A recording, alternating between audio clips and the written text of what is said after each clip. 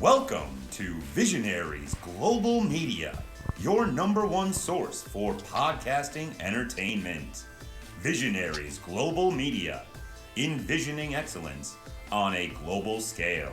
Band from Ringside. Tonight on the Band from Ringside podcast, we have your Royal Rumble recap, your NXT Vengeance Day predictions. We're going to have Hangman Adam Page versus Swerve Strickland for the number one contendership against Samoa Joe, and some absolutely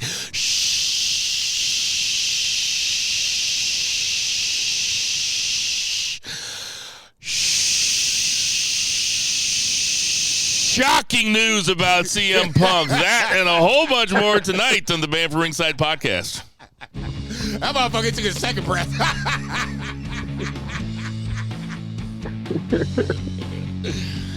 Ditch that 9 to 5. It's time to feel alive. Hello, Marks. Welcome to the Band from Ringside podcast. As always, I'm your host, Bill Vagey, a.k.a. Greco-Roman Cheesecloth. And sitting directly across from me, I might have to explain that one in a little bit.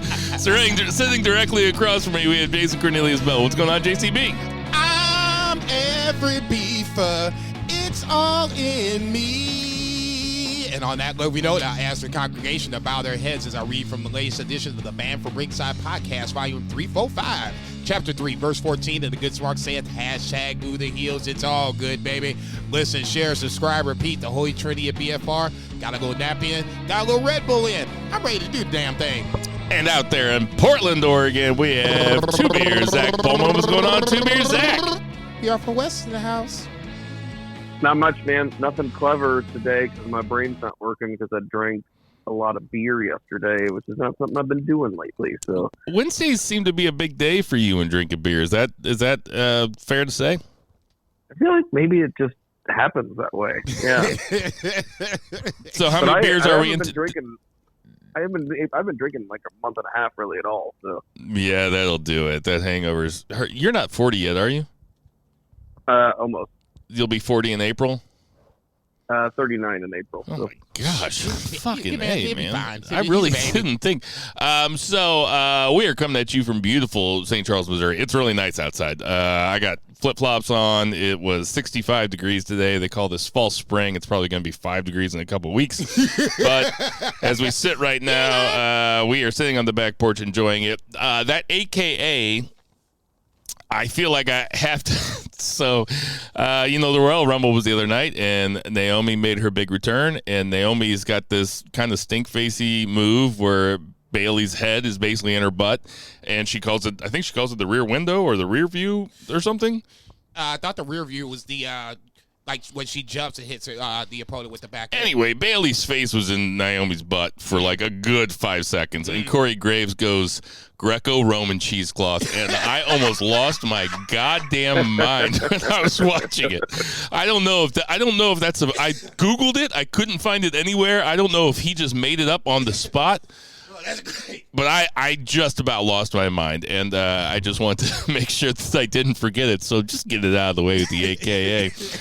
No Vice tonight. We will see him next week, hopefully. But we are going to have Brett Jager from the Phoenix Splash podcast. That's Jason's other podcast. He will be joining us later on in the podcast to tell us his experience of the Jericho Cruise. That's right. He went on the Jericho Cruise, and I have so many questions about it. So we're going to go through some Rumble stuff, some AEW stuff, some Punk stuff, Vengeance Day predictions, and then we'll have him, and hopefully we'll keep it around 2 hours. But without further ado, let's get to that 3 count.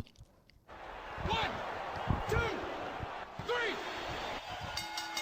JCB, kick it off. Obviously, we're going down to St. Pete, Florida on Saturday night for the 2024 Royal Rumble. 4 matches, but obviously... Just start with the big news. Omos made his return. I'm like, son of a bitch. This motherfucker here. I will give credit where credit is due. It looks like some of that baby fat that he has taken off. He's leaned up a little bit more. He looks more muscular, a little more intimidating. Nonetheless, not necessarily Omos's best night on the WWE screen. That being said, the men's Royal Rumble did kick things off. I'm sorry, the women's Royal Rumble kicked things off. a lot of surprises, especially coming early with Jordan Grace, I believe at number 5 or 6. I didn't write it down, but she came 5. out pretty early. And for me as a Impact watcher, when I heard the sirens, my knee-jerk reaction was like, what? I'm like, that's Jordan Grace's theme music. And then she came out. I was like, this is perfect. So obviously, I'm not saying there's a relationship, but there is at least a working relationship between Impact and WWE back-to-back years. Mickey James last year, and obviously Jordan Grace this year. I thought Jordan did very well, all things considering, as an outside entity coming in and performing in the Royal Rumble. I thought she performed very well, and they made her look good. Obviously, coming out the box, you had Naomi/Trinity making her return back to WWE. Not a huge surprise there, but it was more on the lines of just making it official at that point. I'm sure I'm missing someone in the middle, but obviously towards the end, you had the debut of one Jade Cargill, who came off like a star, who immediately got in people's faces throughout Nia Jax fairly easily, if I do say so myself. To me, right there, almost screams like she has to be on Raw, but either brand could use her, and I think she would be just fine on either or. Bayley being the winner of this was a surprise, just the fact that how the fans got behind her really early and kind of stayed on that support all the way through. Liv Morgan makes her return at number 30. Not the biggest surprise. I thought it was either Liv Morgan or Sasha Banks at 30 as the Rumble went along. And obviously Liv Morgan comes out, so more and more it feels like Sasha's on the way to AEW, but just playing the long game, I guess. Neither here nor there. To me, I thought the Women's Royal Rumble was really, really good. It showed a lot of what could be, especially with Jade Cargill coming out. Becky obviously making an impact. Tiffany Stratton came out in the latter portions. I believe that was like 18 through 20. She made a nice little impact. I think she's SmackDown bound as far as I'm concerned, but either way, I think her NXT days are over with. For me, I'd like the Women's Royal Rumble more than the men's. We'll talk about that, obviously, here in a little bit. But Bayley winning it, big surprise to me. Almost going wire to wire, but how she gets there, just dodging bullets in and out and making it to the end. It's a good story because Bayley kind of feels like she deserves to have this moment in the sun. Zach, your thoughts on the Women's Royal Rumble?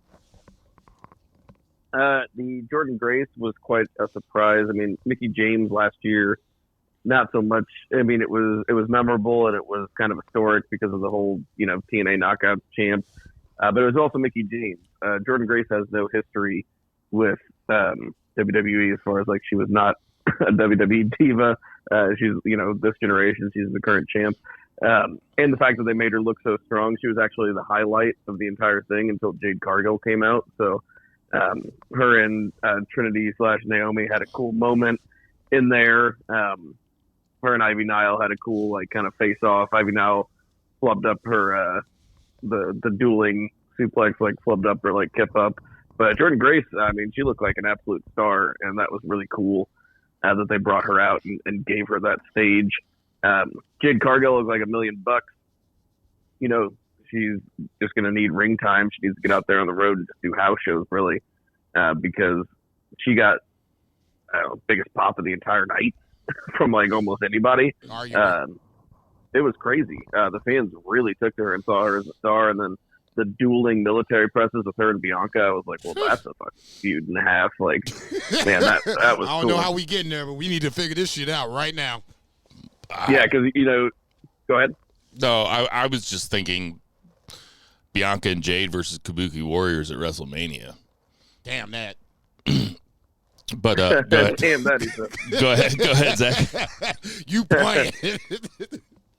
But overall, I mean, kind of theme of the night, which we'll see as we kind of talk about it, the crowd mostly dead outside of a few, kind of outside of Jade, outside of, a couple entrances and stuff, some of the power moves. But, this was a Women's Rumble, standouts being Jordan Grace and Jade Cargill. Otherwise, they told a little bit of a story with Bayley. Bayley was who I picked to win, so that pleased me. But they told a little bit of a story where Damage Control got out early, and then Bayley was going to have to win it, and like kind of on her own. But otherwise, it was just kind of a rumble. There wasn't anything particularly, outstanding about it, and it was mostly dead through most of it. Two big points about this women's Royal Rumble, and I'll echo Zach and what everybody. I read the thread. I had to watch it later, but I read the Rumble thread while I was watching, right after I watched it. And I know Dave Patterson, friend of the show, was on there talking about how shitty the crowd was. The crowd was really shitty. But I did, while I was cooking tonight, I kind of rewatched the women's, beginning of the women's, because that was like right when I got home, and I just turned it on, but I was still like settling in and shit. They were hot at the beginning. The first big point of this is it was an incredible debut for Jade Cargill. Just, it could not have gone better. It makes me think that maybe she should just be in Rumbles. Like, she was so fucking good at it that it hit all of her weaknesses and highlighted all of her strengths. Agreed. And like Zach said, I mean, it was the biggest pop of the night. It was when the crowd was at their hottest, was during that women's Rumble. It seemed like. Second thing is, I think the right person went over. I think it's cool. They actually have a story with Bayley. They started to tease the break with Damage Control. It looks like they kind of pumped the brakes on that to kind of save it for WrestleMania season. And to me, that's the right call. I did not pick Bayley. I had Bayley as third most likely to win. But I was happy to see her win. Happy for her. She's been doing really great work. And I think that a face turn is in the works, and I think that she's going to be mega over as a face because people still want to like her, and even though she does get real heat. Jordan Grace was cool as fuck, not very familiar with her work. I've seen a few matches with her. I was, like Zach said, I mean, it just hits a little bit harder than Mickie James because it makes sense because Mickie James is known for WWE, basically. Jordan Grace coming out there was a big surprise. Very good Rumble. I had a really great time with it. Maybe it's because I just couldn't wait to get home and watch the Rumble, and I was fucking psyched for it. But the story of the night for me in the Women's Rumble is Jade Cargill. Just could not have gone better. No, I agree totally. Do you think the right person went over, Jason? Yeah. I was about to say Elimination Chamber's up next, and if they do it like they normally do, it'll be 6 women. And, you could go Nia, Becky, Bianca. Becky. Or you said Jade? Jade, if you wanted to. Asuka? No, I was going to say. No, because she's in the tag. Yeah, I was going to say. Then you got 2 spots open. You can do like qualifying matches or whatever the case may be. You could have some fun and put Tiffany Stratton in there. I was going to say that would be a 5th spot, and then she could win a qualifying match to get her used to people seeing her on TV. I guess Liv Morgan could slip in there. There you go. There's a nice 6 right there. That's your Elimination Chamber match. You can figure it out from that point on. But for this moment, for this time, yeah, I have no problem with Bayley winning. I actually, kind of was like, oh yeah, I was happy that she won.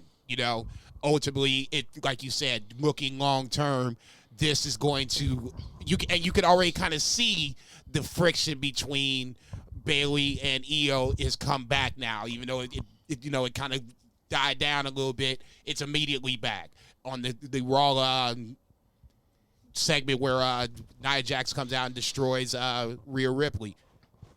Nobody really wanted to talk about when Bayley who's going Bayley wants to face at WrestleMania. They pushed it off until Friday. Perfect. Did you enjoy the R-Truth spot, Zach? Oh, yeah. I mean, it didn't detract from anything, and it was funny. I did like that they followed it up. He was actually number 24. Yeah. I loved him going for the hot tag. Dude, I loved him going for the hot tag in the Rumble. He came out, and I was like, you have got to be kidding me. This is the greatest fucking thing ever. R-Truth is the early WWE MVP for me. That motherfucker is doing work. He is. All kinds of work. He is the most, not the most, but one of the more entertaining characters in WWE in this first 4 weeks of a program. Let's move on to the men's then, unless there might be something big that I'm forgetting from the women's. I don't think that there is. I was going to say R-Truth, and then I totally forgot about it, but you brought it up. So the men's Rumble, Jason.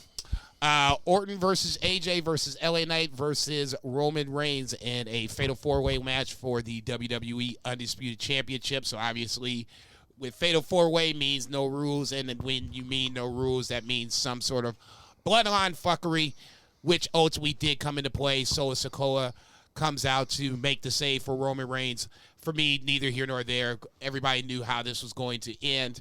We all agreed that Roman Reigns was going to win, which he did. It was just a matter of how we got there.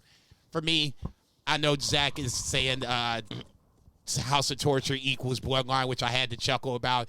It is kind of funny because it is very similar in the sense of, at some point they're going to get involved. It's just when they're going to get involved. For me, it is at least different. House of Torture is basically the same thing. Someone distracts ref, someone else hits someone with object, dick to dick action, blah, blah, blah. Let's just stick with House of Torture being equaling the bloodline right here for a second. I just want to ask one question. Both of you can answer it. Just one word apiece. Who's a better worker, Roman or Evil? Zach, you can go first. I'll say Roman. Roman. Nah, it's Evil. You guys are crazy, man. Your monkey ass you guys are crazy. You got your monkey ass mind. Put Roman in the G1. you have to wrestle like every 4th day. Zach, what'd you think about this match? He can wrestle one match in the G1 for the next 10 years. Keeps winning. It was very flat in the stadium, and it was flat for me. We all knew what was going to happen, how it was going to happen. I didn't have a lot of interest. I found myself losing interest. Like, this is a Royal Rumble, right? It's not like the Super Bowl, because that's like WrestleMania, right? But this is like, I don't know, it's the number 2 show of the year. Yeah, and kind of the overarching theme for me for this like whole thing was like just kind of disappointment. Like, it just didn't really feel like it was that super excellent, number 2 show of the year. And this was certainly not a memorable title match. It'll be a trivia question in like 20 years, and it'll be hard to remember. It came off really great on television. Like, the set looked amazing. All the lights shooting up around the ring made everything look really epic. And when all 4 guys entered the ring and they were all standing there and Samantha Irvin was doing her ring introductions, Pat McAfee said, "This is a big fight feel." And Pat McAfee is very hyperbolic. Like, even in wrestling terms, he is very hyperbolic. And, like, he'll have, like, fucking Mojo Rawley in the fucking ring, and he'll be like, "Starting Raw off with a 5-star classic." And it's like, all right, McAfee. All right, dude. Take a chill pill, bro. But he said, and I was like, oh, you know what? This does feel like a big fight feel. It did look big. No, I agree. And then there was just, it wasn't very good. Like, dude, when Roman speared AJ and then pinned him, like, there was no reaction from anybody in the entire stadium. A real paint by numbers bloodline type match, especially in the post SummerSlam era, which is to say, well, even fucking last WrestleMania. It's just Solo. Solo wins everything for Roman Reigns. And it's getting really boring. I didn't think that it was a very creative match, to be honest, which is strange because you got some fucking pros in there, man. But, as much as we like to give praise to Randy Orton these days, Randy Orton's never really set the world on fire in his matches. There's not, what's the greatest Randy Orton match? It's probably against Christian on SmackDown at some time. I don't know. I'm being serious. Right after Edge retired. There was the greatest wrestling match in history. Oh, yeah, him versus Edge at WrestleMania. That's right. You're answering the greatest match in history. The greatest wrestling match of all time, where it was him and Randy Orton riding rascal scooters in the fucking hallways of the stadium for a little while. Just chasing each other through the halls of Bristol. But yeah, this match was whatever, dude. Whatever. Roman Reigns matches can be good, but he's got to be working against like one of the greats, like Logan Paul. He can't have him and Orton in there, and LA Knight, who also wrestles a very methodical, old school wrestling style. AJ Styles, of course, one of the greatest that we've seen in the last 20 years, but I mean, this was not good. I don't think LA Knight did anything but throw punches the entire time. Well, he slammed Randy Orton's head. Yeah, I know, man. And he slammed Randy Orton's head into the fucking announcer table like 20 times. It's like, okay, dude. I'm not going to sit here and toot the horn and say it was that great. I don't think it was, for me, that bad. I'm somewhere in the gray on this one. I just like the fact that we had all four guys in the ring at the same time, and we just had, little different interactions as the match went along. I agree with the slamming of the heads, with the Orton, tossing guys, suplexing guys onto the announce table. That did get a little repetitive. I'm not going to sit here and lie about that. But to me, the ending portion, the last 5-7 minutes, kind of made up for that little silliness. And ultimately, Roman ends up winning, which we all kind of knew was going to happen. So for me, I didn't think it was nearly as bad as you guys thought it was. That was just me. I don't say bad. It was like a 3-star world title match, Nah, it would have been an incredible SmackDown main event. I mean, there you go.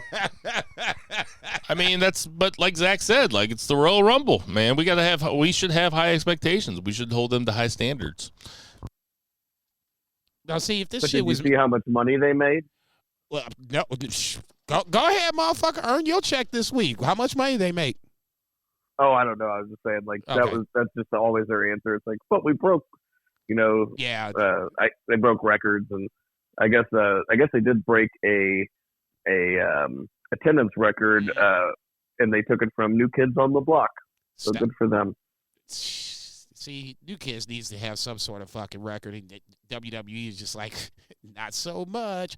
I heard this, and just for 30 seconds, just before we get on to the next match, I heard some of the seating was bad. Like, some seats were facing away from the ring. Did you hear this? Yeah, I saw pictures of it. It's like they face. They were facing like the aisle, basically.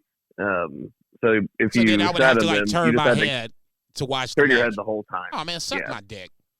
See, it's only $700. It's just half your mortgage. It's no big deal. Next up, we had the aforementioned Logan Paul versus Kevin Owens for the United States title. Decent match, nothing crazy. Once again, I've kind of figured that Logan Paul was going to retain, which he did, but how we got there, it was a little bit different of a twist. We get to the brass knuckles segment, but instead, Kevin Owens uses said brass knuckles, drills Logan Paul with them, but then forgets to throw said brass knuckles away. I've always said that baby faces do silly stuff, and Kevin Owens heel would have thrown that Joker into like the 5th row and it got the pin and have been the U.S. champion. Babyface Kevin Owens forgets the heelish side of Kevin Owens for whatever reason and keeps the brass knuckles on. I thought this was a nice little swerve because I was thinking, no way this is getting ready to happen, right? All of Logan Paul's cronies were basically taken care of at some point, including Grayson Waller and Austin Theory. So at that point, I'm like, this is getting ready to happen. Then the ref sees it and calls for the immediate disqualification. I thought this was a good match. I think it should be a repeat of this, a rematch of this somewhere down the line. I don't think it should go to WrestleMania. I still think that's going to be LA Knight. But at Elimination Chamber, maybe, I can see this being a rematch because there's enough out there to where Kevin Owens could say, yeah, I had you beat. If the ref didn't see me with the brass knuckles, I'd be U.S. champion right now, yada, yada, yada. Go ahead. Yeah, I thought this was the best match on the show. It's like Logan Paul's 8th singles match. Logan Paul might be on my Mount Rushmore. He's not really, but he's so good. He's batting 1,000. He's definitely one of my favorite wrestlers, which is just insane for me to say that, but he really is. I look forward to all of his matches. And I thought the finish was clever, not something you see every day. I thought the production of it was very well done, like with the camera zoom in and stuff. Like they made it very obvious, like they bonked you on the head with it. And WWE does a good job with that. So that was pretty cool. It was definitely the kind of ending that you're much cooler with on a Royal Rumble type event. Yeah. Like you don't really need that. You know, you always want to finish. You don't really need it on a Royal Rumble. Like they can have a finish like this. Yeah, because it happened, and then it's like you're going to the Royal Rumble, and you're getting to see like the big ticket item, and it does right. Kind of it pushes it back. We're gonna get to see it again, like Jason said. I think we'll probably see it in Perth, because Logan Paul should probably be on that show. I heard an interview with Chavo Guerrero where he was doing an interview for the Iron Claw. You know, because he did the. Did we ever talk about that movie on the podcast? We have not. Maybe we should sometime. Have you seen it, Jason? Yes, I have.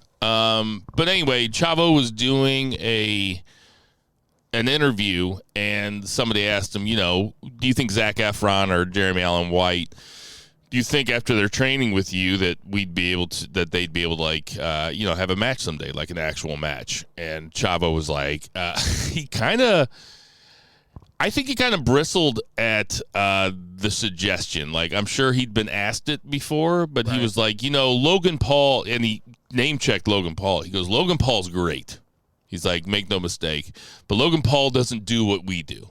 Like, what we do is we go around a couple nights a week, and they tell you who you're working in the morning, and they tell you you're working when you get to the show, and then you try to figure out how to have a match with that person. He's like, what I did with these wrestlers on the Iron Claw is I made them look good on camera. Like, they could do certain things, but they don't know how to call a match or to work a match, you know. I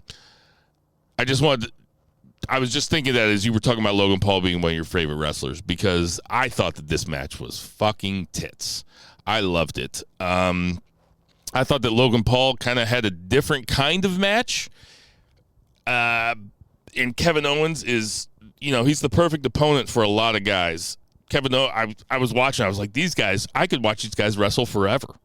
They're so good. I loved it when Logan Paul looked at Corey Graves and said, you said no one could superplex Kevin Owens, and Kevin Owens turned it around. Big fan of this match. Completely fine with the ending, and I hope they run this back at WrestleMania. I wouldn't necessarily be opposed to that. Kevin Owens is a big WrestleMania. Well, he's a big name, period, and he has to have a WrestleMania match. I mean, his last two WrestleManias, he wrestled Austin, and then him and Sami Zayn wrestled the Bloodline, or the Usos, in the hottest story of going, you know. No doubt. So that, you know, how he gets to WrestleMania is yet to be seen. It's either LA Knight or Kevin Owens versus Logan Paul. It's one or the other. Both guys probably feels like it should be Kevin Owens at this point, but can you extend it that far? Is it going to be a Bill Veggie special? That makes some sense too. So ultimately, we're going to see what happens. But for me, if I had to guess, it feels like LA Knight, because you're going to do KO Logan Paul. You're going to run that back pretty much right away within the next couple months. I agree with Matt. I agree with Zach saying this was probably my match of the night too. It's just, man, that's a weird thing to say because Rumbles are so much fun. But I definitely enjoyed the fuck out of this match. I did too. Last but not least, we have the Men's Royal Rumble. Pretty, I guess, pedestrian, I guess, is the word I want to use for this. Not a lot of big surprises coming out, minus, obviously, the aforementioned Omos. Andrade came out fairly early for a nice little pop. I'm trying to think if I'm missing anything, anybody else off the top of my head. I'm probably sure I am, but nobody really worth of mentioning. It really just comes down to the final four guys that we kind of all thought that would be there in some form or fashion. Gunther, Cody, Punk, and Drew McIntyre. I thought this was a nice final four because they all have some sort of connection going forward. You have Seth and Roman up in the rafters looking down. So that, like you said, there was connections there too. I was kind of hoping that Gunther would last to the last two, but we did that last year. I believe he was out first, Drew was out second, so you're down to Punk and Cody as the final two at this point. Unbeknownst to maybe some of us, myself being one of those people, Punk had torn his tricep going down the stretch just before he got eliminated by Cody. Cody going back-to-back, first time since Austin, and doing it in 26 years, if my mental math is correct. So that's a huge deal. I was mad at this motherfucker with Bill last week for talking me off the ledge for not picking Cody as my number one. Not necessarily as mad as I am this week. I thought the Final Four kind of made up for the fact that I didn't pick Cody, but it's the biggest story you can make. You'll have a guy that's won the Rumble for the first time, back-to-back Rumbles for the first time in a quarter century. I talked you out of it? Yeah, you totally talked me out of it. But I picked Cody. I know. You totally talked me out of it. I'm blaming you. Was I trying to talk you out of it? No, I said last week that you were saying that Punk coming back is a big deal. Rock coming back was a big deal. Rock's getting ready to do this. Punk's getting ready to do that. And you totally talked me off the ledge, even though I've been the one guy that's been saying that Cody and Roman should be the WrestleMania match. Wow. I should apologize. No, you shouldn't. I should be just more of a man, but step up to the plate. Zach, what do you think of it? It was a Rumble. I thought that the Final Four was solid. It's exactly who I would have picked to be in the Final Four. No real big surprises. I think that's one thing that people really look forward to with the Rumble. I feel like you don't need a bunch of them, but you need like one or two surprises, maybe legends or something, just to really pop the crowd and be like, if I may, who's next? Yeah, go ahead. Braun Breaker at 20 was supposed to be Brock Lesnar. Yeah. I think that would have made a big deal. Braun Breaker is a deal for the wrong reason. I'm saying, let's say, God forbid, that none of these allegations came out, and you didn't have to worry about not bringing Brock in. Brock was set to be there at 20, and that would have changed the tenor of this whole Rumble. I don't know. Maybe this is a hot take. Maybe it's not. I mean, I think that Braun Breaker's a cooler number 20 right there to have that spot. Like, that's more. Actually, I was going to say the exact same thing. I think it worked out for the better because he got to do all the spots that Brock was going to do. Yeah. And he took that and ran with it, man. Do you see how explosive that motherfucker was? Yeah, I know. Jesus. I'm not saying you guys haven't been saying this either, but back when I was the only guy that watched NXT, I was like, this Braun Breaker dude is for real. And he looked like somebody had just injected him with human growth hormone, like right before he walked in. Like he was awesome. My big takeaway from this Men's Royal Rumble, and it's the same thing that we were saying after Survivor Series, this roster is stacked with lots of dudes that are over. Let me read the 30 guys, okay? And we'll name the ones that just don't really have anything going right now, okay? Jey Uso, Jimmy Uso, Grayson Waller. Real quick. That was very cool, and yeah. I think that they didn't really get their due from that crowd because this is all leading to WrestleMania. They're going to have a singles match, I'm sure. And that was a disappointing. Jey Uso's entrance was cool, at number one. But, the crowd did a big disservice to them going one-on-one there. Yeah, and it's almost like I wish they would have saved this, but... No. As soon as Jay came out, I'm like, if they bring Jimmy out, that's going to be the shit. As soon as I finished that sentence, Jimmy Uso came out. I was like, I mean, Grayson Waller, Andrade returning, Carmelo Hayes. Sorry. We need to slow it down real quick so we can kind of talk about these guys. No, Andrade. I want to go through them real fast and then come back. I just want to name them all just so I can say, look at these motherfuckers and how stacked they are. Nakamura, Escobar, Karrion Kross, Dom Mysterio, Carlito, Lashley, Ludwig Kaiser, Austin Theory, Finn Balor, Cody Rhodes, Bronson Reed, Kofi Kingston, Gunther, Ivar, Braun Breaker, Omos, Pat McAfee, JD McDonough, R-Truth, The Miz, Damian Priest, CM Punk, Ricochet, Drew, and Sammy. The only fucking jobber in the bunch is Ricochet. Come on, They usually trot some fucking jobbers out there. There's no jobbers here. I'm just saying. Making a go dinner, catching a stray. That's a lot of guys. Okay, Zach, sorry. What were your thoughts about Andrade? I didn't think that it was terribly impactful. Like, the crowd didn't seem all that hype, and I don't know if it was new entrance music, the fact that he came out in a mask initially, but even when he took off the mask, it wasn't that big of a deal. I don't know if that's really, like the guy didn't get that. He was really good in NXT. They, saw him as a top guy down there. He came up, didn't really get all that, treated all that well, went to AEW, and then just could not wait to get back to WWE. And it's the same shit with, like, if Aleister Black's fucking contract was up, or fucking Buddy Matthews, or any of those dudes that are just aching to get back to WWE. I mean, there's so many guys on there that are actually looked at as like superstars. They aren't going to get that same kind of play on the main roster right now with the roster they've got, just because, like, you were talking about how stacked it is. It's like Andrade is going to be right back in that United States Championship like area.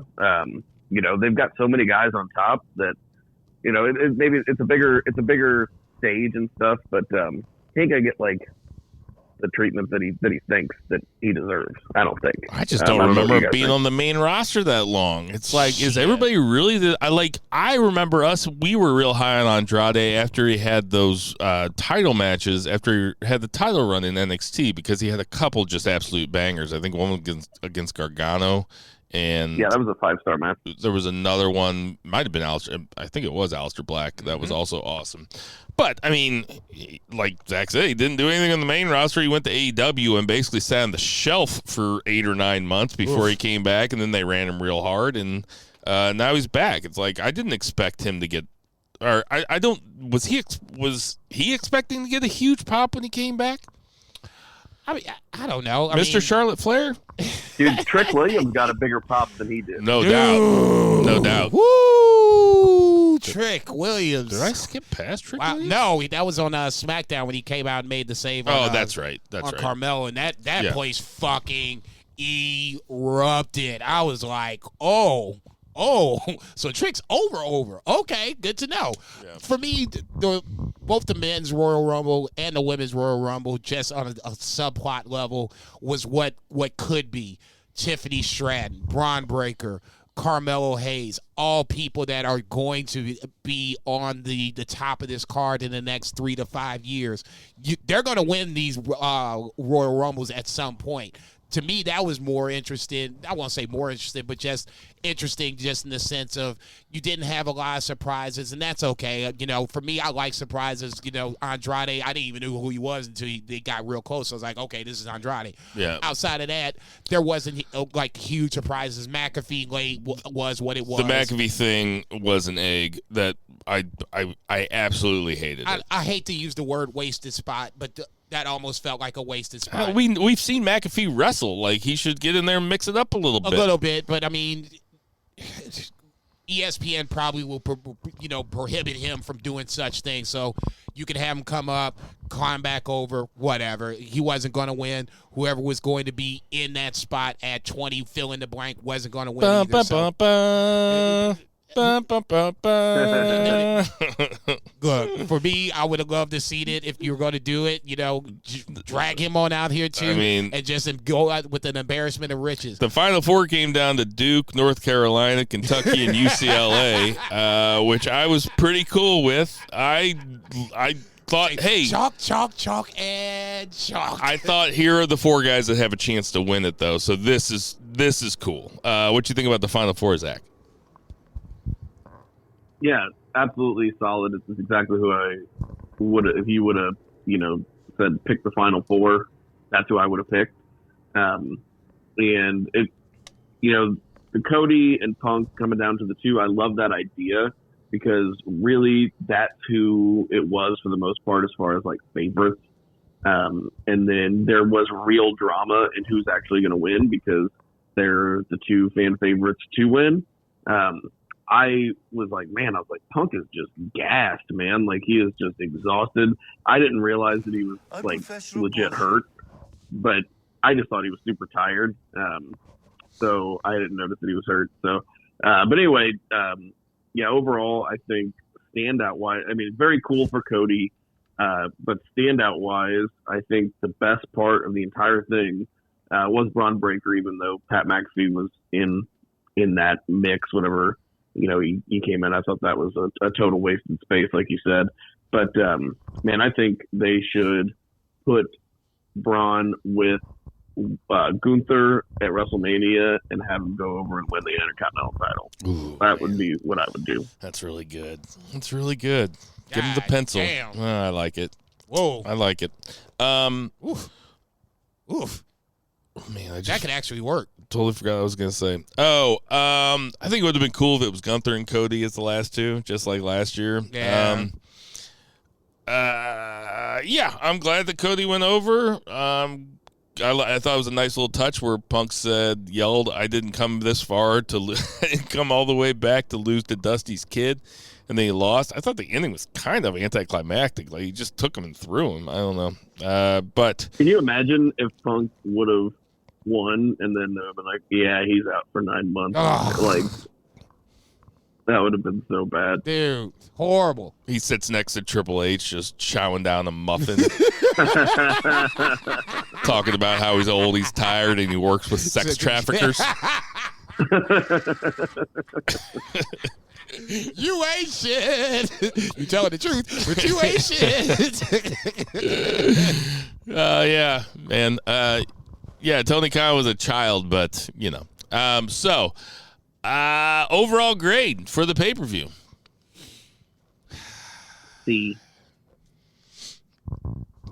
That's pretty low. Ugh. I don't know. I said B+ to Brett when I talked to him last night. I'll B+? go B. I'll go B now. Yeah, I'm thinking B.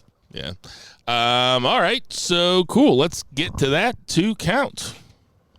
1, 2, 3. 2 beer. What's the 2 count? 2 count. We had some AEW. John Moxley making Rampage worth watching. I watched this Rampage live from a hotel room in Seattle, Washington. I went up to Seattle, went to the Kraken game versus the Blues. The Blues won in overtime. Yeah. It was awesome. Oh, yeah. I ate a big greasy bag of Dick's. To those of you guys who don't know, Dick's is like the Seattle In-N-Out. Oh, I know. I'm real jealous good like a burgers. motherfucker. One of the few things I liked about Seattle. I've seen It was legit. But no, it was my first time spending much time in Seattle, but I had a good time.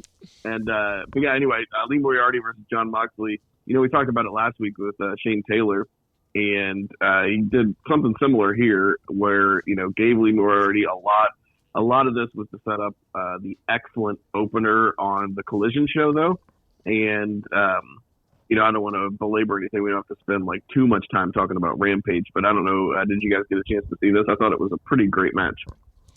Yeah, I watched Moxley and Lee Moriarty, and I watched the main event. Yeah, it was really good. Moxley is, I guess he wants to do the Orange Cassidy thing, where he's like, I'm going to fight every single episode of every single show that you guys have. I was thinking more like the Adam Copeland Open or whatever. Give me your... You're young, you're tired, you're poor, you're huddled masses. We gonna fight them all. I totally forgot. Well, I shouldn't say I totally forgot, but I guess it was Moriarty, Daniel Garcia, and Wheeler Yuta were like the 3 young guns that were supposed to be in line for that Blackpool Combat Club spot. Obviously, it went to Wheeler Yuta, little brother in masses, but. I can't remember who brought it up on commentary. He is the worst choice out of those two. I know, out of those guys, he really is. Now you look back on retrospect, like, God damn, they fucked that up. I don't know if it was retrospect. But no, I forgot who said it on commentary. I was like, oh, okay, yeah, I forgot about that. So that was a nice little tie-in into the match itself. Moriarty, looking good, out wrestling Mox in a couple of spots, but obviously Mox was going over. And Wheeler does have something that Lee and Garcia don't, though, which is that extra chromosome. God damn, man, dude. Fucking bullshit. Get him. Anyway, messed up. the main event though, I was looking forward to it, but it was sloppy. Even the finish, man, like the Hurricane Rana, and he couldn't even get the legs. Like it just looked like shit. Most of his matches looked like shit. I'll go this far. The 4 guys that were in this match, I'm like, okay, well, 2 of these guys are basically eliminated right now, and that's the Butcher and Kip Sabian. These jokers ain't going to win. So you're basically down to Komander versus Vikingo. You can't have Vikingo lose in a title match because he's a champion. So basically you're down to 1 person. Who was it a couple weeks ago that said that Kip Sabian, the most he was ever over was when he had a bag on his head? Probably that motherfucker over there. I don't remember it, but that's probably right. I was probably saying it's probably that motherfucker over there. Yeah, I mean, this match was okay. It's just Komander wrestles a lot too, man. He is all over the place. But yeah, it was cool. Then we had a Collision, which I'll be honest, man. Like this Collision, as far as like wrestling went, was awesome, and I enjoyed it more than the Royal Rumble, which is bonkers to say. I can't even believe I'm saying it. Someone else said that too, and I'm stunned that I'm even hearing this twice, much less one time. I can't say that. Royal Rumble's too much fun, man. What? Damn. I'm telling you, I'm surprised about it because I was so looking forward to the Rumble, and then like whenever it was over, I was like, I'm gonna never watch that again. Like I'll throw on Rumbles, sometimes, but like I can't see myself ever rewatching that. Not that I'm gonna rewatch this Collision. I don't really have an opportunity to do that, but the main event of this could have, been on a pay-per-view. The FTR Daniel Garcia versus House of Black. Granted, the rules were a little funky. It was like an escape the cage kind of thing, but this was a fantastic match. It could have been on a pay-per-view for sure. Daniel Garcia coming out like Stone Cold Steve Austin with a head wrap and a chair. He used to do that shit when I was a kid all the time. Like he'd be like hurt. He was like, Austin's hurt. Like he ain't gonna be in there. And then he comes out with a chair and just beats everybody up. I'm like, this is so awesome. But yeah, and they had like the drama where like Mark Briscoe's like, I'll be your ride or die, and they just throw him through a table immediately. I was like, no. Yeah, dude, but Cash Wheeler jumped off a cage. Yeah, I know. That was cooler than anything on the Rumble. That was quite. I didn't know Cash Wheeler had that in him. This match was hella fun. No, I was about to say when they do that power and gory spot where Dax does the suplex and then Cash jumps off and does the high high spot or whatever. He did Jimmy Snuka though. Oh, I know. Don't get me wrong. So it's not like Cash can't do it. It's just like you said. That's a Jimmy Snuka spot. When Jimmy Snuka did it was a big enough deal that you could get away with murder. God damn. And now Cash Wheeler's out there doing like it's no big deal on a Collision that's nobody watching in front of nobody. Well, the night of the Royal Rumble. He couldn't even get away with waving a gun at somebody. I was getting ready to say, somebody's getting ready to say the gun joke, and somebody's going to say it quick. Say it. Oh, man. But then we had also, not going in order here, but my favorite match of the entire weekend was on this show, which was Bryan Danielson versus Yuji Nagata with Eddie Kingston on commentary. Like, it was after Eddie's match with Willie Mack, which was pretty good, but very scary whenever Willie Mack tried to do a standing shooting star press and land it on his head. But so he's on commentary, and like, dude, like, what a perfect person to be on commentary for this, because he was able to mark out. Also, he's feuding with Bryan Danielson right now, but he has enough wherewithal to like be putting him over, like grudgingly and respectfully. But dude, this match was awesome. It was like hard hitting, good submission stuff. Yuji Nagata like grabs him and does like an exploder suplex, and Eddie Kingston's just like, I wish I could do an exploder like that. And they're like, it was like a realistic thing. He was just like legitimately saying it was just a thing of beauty. But this is my favorite match of the weekend. I don't know what you guys thought. I loved it. I would watch Daniel Bryan wrestle a broomstick. Like, I would actually do that. But he'll get there. I mean, he's running through some people, so he might get there. I mean, but his matches are just, they're the best. I mean, really, like, probably the two guys I enjoy watching the most are Bryan Danielson and Owens, I guess. You know, Logan Paul's a close third. Jeez, What do you think of it, Jason?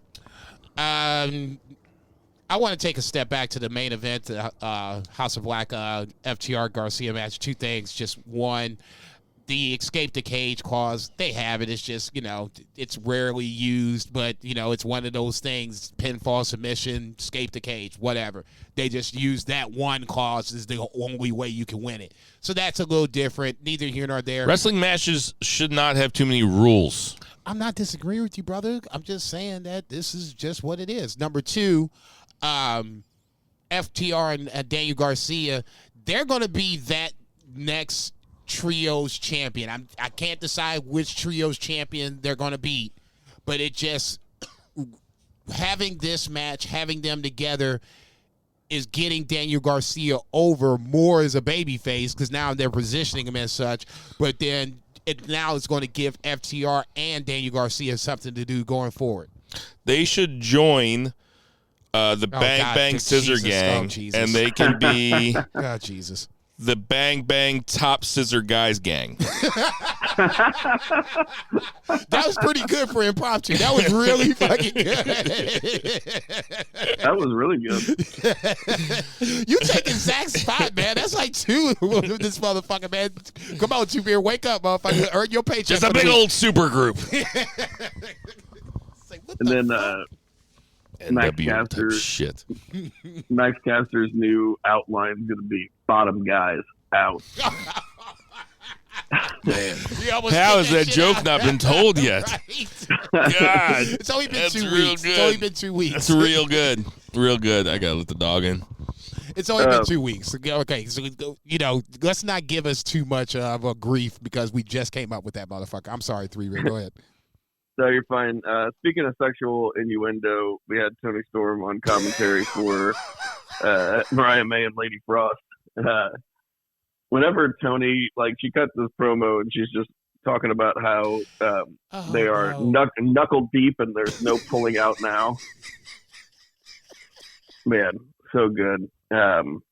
She was saying that she's not welcome in Bossier City, Louisiana, because she had some race horses that had to be put down. It's like the most perfect thing she could have possibly said. I loved it. But yeah, this is pretty good. I don't know, Lady Frost. I haven't been super impressed with her other outings in AEW, but she looked good in this one. I remember watching Lady Frost in NWA, and I liked her in NWA, and that's why I always like to see other Lady Frost, for example, enhancement in AEW, but in NWA, she was actually someone that was in the title chase. So I always like to see all kinds of matches from everybody, but neither here nor there. I'll say this about Toni Storm: I love the Timeless Toni Storm gimmick. Obviously, I'm sitting there laughing my ass off about it as you're telling her, some of the shit she said on Saturday night. I almost think, at least for me, and I was saying it on Wednesday when she was on the Deanna commentary. For me, I'm laughing so hard at what she's saying, it's kind of taken away from the match itself. And I'm not, not saying that the matches are bad. Deanna versus Taya was pretty, predictable. So maybe that's why I wasn't watching nearly as hard as I should be. Same way with Mariah May and Lady Frost. Predictable. You knew Mariah May was going to go over. Toni Storm was just coming out with some just off-the-wall just shit. Just shit that I can't even believe that they're allowing her to say. And I'm laughing my ass off every fucking time. Easily the crown jewel of the women's division right now. Without question. She is so fucking entertaining. I don't want her to lose the title anytime soon. That means I love Deonna Purrazzo. She's going to have to take a L on this one because I'm sorry. You can't take the title off Toni Storm just yet. Yeah, they need to turn her babyface because everybody loves her. But she can still be the same character, but people just love her. Just have her face off against heels from now on. Yeah, I was going to say Mariah May is going to factor in that, but we got to let that play out. Yeah, but yeah, it's not just that she's a good wrestler and that this gimmick's very creative, but she is very good at it, and she's like genuinely funny. So, yeah, she's a real catch. Good for Juice. And then Orange Cassidy versus Komander. I don't know what you thought about this, but this was not as good as I thought it would have been whenever I put it together in my head.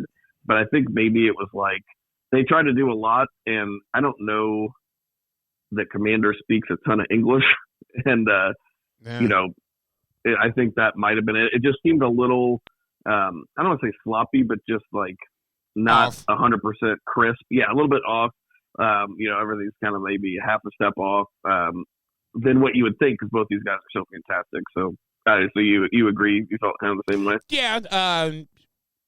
Obviously, once again, you knew how this was going to end, but no, I expected this to be a lot more crisper, you know, even when you had Roddy and company kind of out at ringside. Was that the week before when Roddy and them were out at ringside? Am I mixing? It was this week. Yeah, okay, yeah, they were out there. Even with them out there, I still thought I think they're out there every time, but they were out there this time too. Yeah, I was thinking with them out there that he being Komander would use them as like part of his like attack move. You know, he can hit Orange Cassidy and then, you know, hit Roddy, hit, you know, Taven, hit Bennett, come back in, you know, attack Orange Cassidy. That's the way I had it in my head. And it didn't play out like that. And the times that they did try to do it, it just didn't work out for whatever reason. Someone was a step behind or a step too fast or whatever the case may be. So, I mean, in that scenario, yeah, I agree with you. I expected a little better of a match. And for whatever reason, I'll let you fill in the blanks. If you saw the match, you can judge for yourself. It just never came out that way. So it was a little disappointing. It was already kind of like, you know, okay, you know who's going to win, but now I need the match to be good. And the match wasn't good, so it was kind of like, yeah, okay, what else? You know, Komander will be fine. Orange Cassidy's going to move on. And then obviously you had a little beef post-match or whatever the case may be, which was unfortunately more interesting than the match itself, but whatever. Yeah, but the opener, speaking of, was definitely a good match. Speaking of good matches, that Shane Taylor and Lee Moriarty versus Blackpool Combat Club, which was Moxley and Claudio. This was badass. Super physical, brawling inside and outside the ring. Really showcasing Moriarty. You know, I would not be opposed to them expanding. I think the Blackpool Combat Club could be bigger, especially because they don't really do, you know, it seems like Claudio will tag with one or the other, but we don't ever see like Danielson and Moxley doing much together. You know, bring Danielson's, you know, obviously on the way out the door, so you would assume that his spot is going to get, you know, replaced at some form or fashion. You know, now, you know, when and where they want to do it, I'll let you tell it, but I'd be fine with a Daniel Garcia, with Lee Moriarty. I think they should bring in like a Serena Deeb or like a Marina Shafir or something. Like bring a woman in. They were saying, well, I don't know if Moxley had said it, but he did say Marina Shafir, you know, should be the first, you know, woman member of the Blackpool Combat Club. That, you know, that means anything at all. I'm all down for, you know, at least having one woman as a part of a faction, so that way it's another way to get a storyline in. It's an easy way to get a storyline in. Yeah, I mean, I hear women really like the BCC.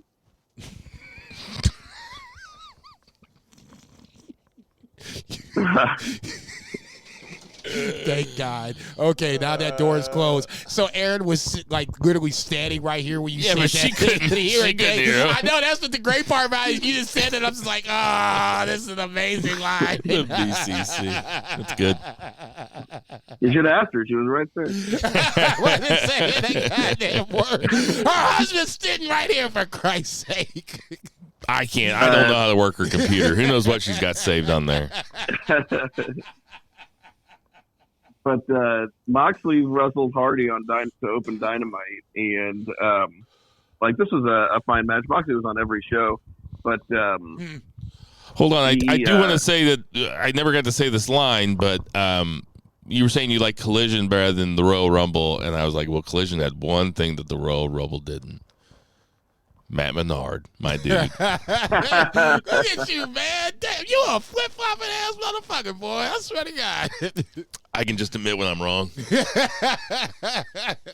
You ain't shit. Go ahead, 3-Beer. Oh, yeah. But, yeah, John Moxley wrestled Jeff Hardy January 2024.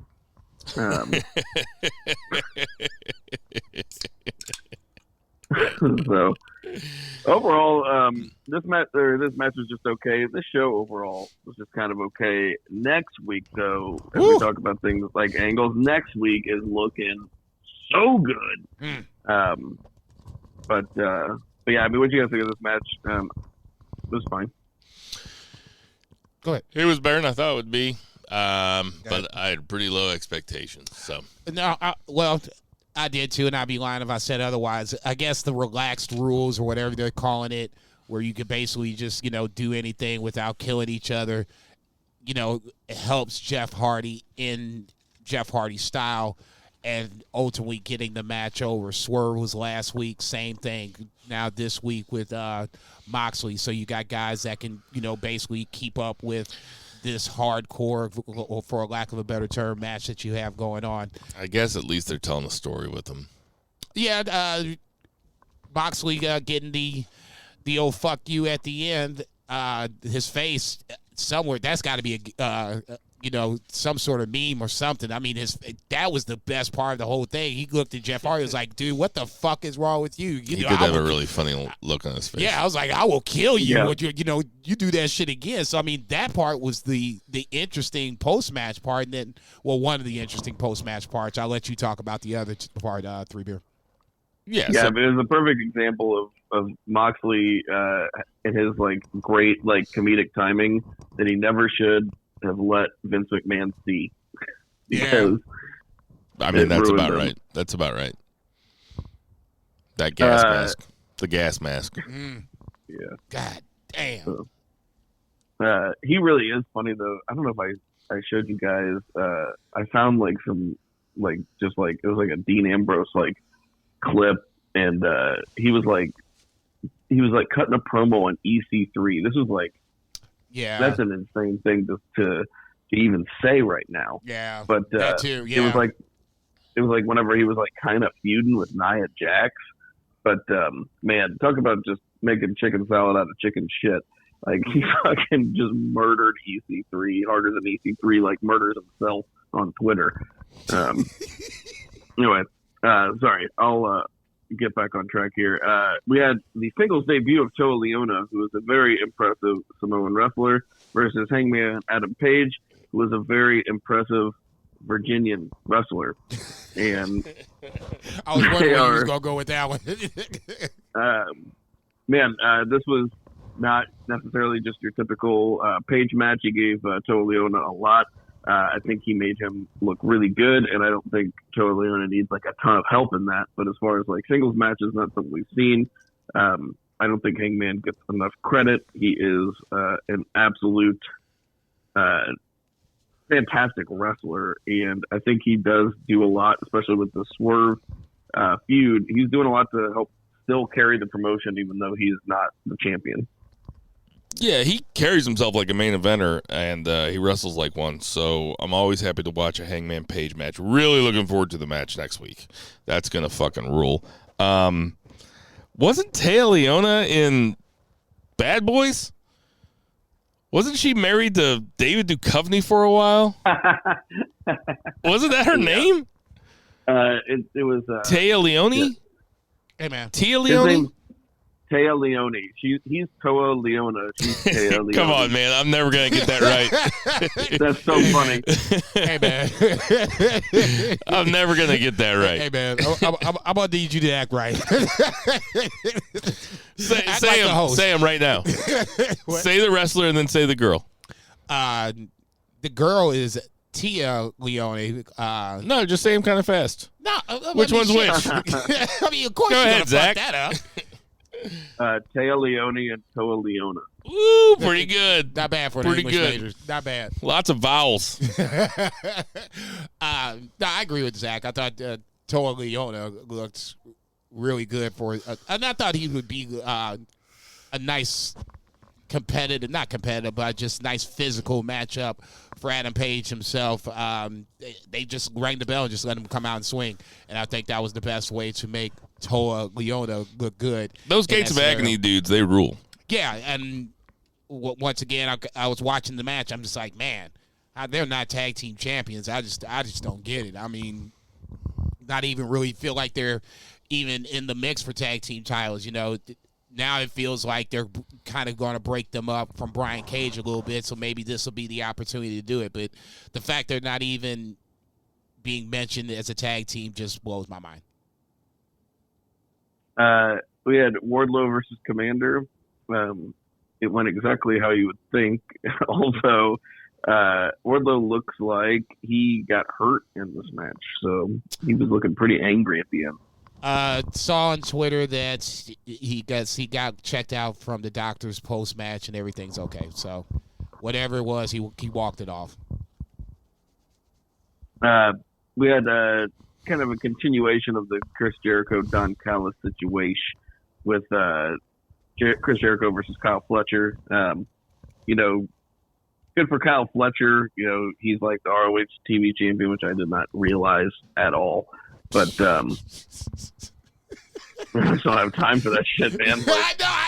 Dude, I'm not mad at you per se. I'm more mad at how ROH has failed in my expectations coming in. I don't watch it anymore, so I can't be mad at you for watching it. He won it on the pay-per-view that we watched, though. Yeah, but even oh, still, right on. I forgot. Yeah, and even still, I'm not even laughing. That's still what I'm not laughing about. I'm laughing at the fact that I had expectations for ROH here, and then they're down here for my expectations. So that's why I'm laughing. Yeah. I get you. But I mean, Fletcher's a dope wrestler, and this is, they had a good match, good TV match. And of course, Jericho pins, the TV champion, but it's not a title match, but I mean, he is Chris Jericho. He is. Hey, so is it me? Is it me or does Jericho look shook? Define shook. Like since the whole allegation thing, and like since the crowd turned on him, you mean? Yeah, since the crowd turned on him. Like he's shell shocked, but maybe that's what I'm bringing into it. He's just got a weird energy. I think. I think you're right. It'd be interested to see what Brett has to say about the cruise, and how people, treated him because it's his cruise. Yeah, lots of Busch Light on that cruise, I bet. I don't think anybody gave a fuck. Nigga, you ain't shit. Young Bucks had some really, really, really good segments on here. Backstage with Renee, outside with a production assistant that they fined $500. For calling him Matt and Nick. Yeah, for calling him Matt and Nick instead of instead of Matthew John, or no, he says our first thing would say like Nicholas John, or it was like Nicholas Gene. Something, and then he said Nicholas Gene, and he says Matthew Ron John. I was like, what? He acted like he just no-sold it too. He just immediately like. I think Jackson is fucking funny, dude. I had a roommate. I have a buddy that we call Ron John. Like his name is Ron John. We call him. I remember that. Yeah, I used to live with him in Columbia. So when he said Ron John, I popped hard. So funny, but more Tony Storm on commentary while Deonna Purrazzo beat Taya Valkyrie, and Taya Valkyrie also had a little makeout session. It was like Taya and Johnny makeout tonight, so that was okay. It was just setting up Deonna for Tony Storm more, and then we had the main event, which was Swerve Strickland versus Rob Van Dam of all people, and they actually had a pretty solid, main event TV match, surprisingly solid.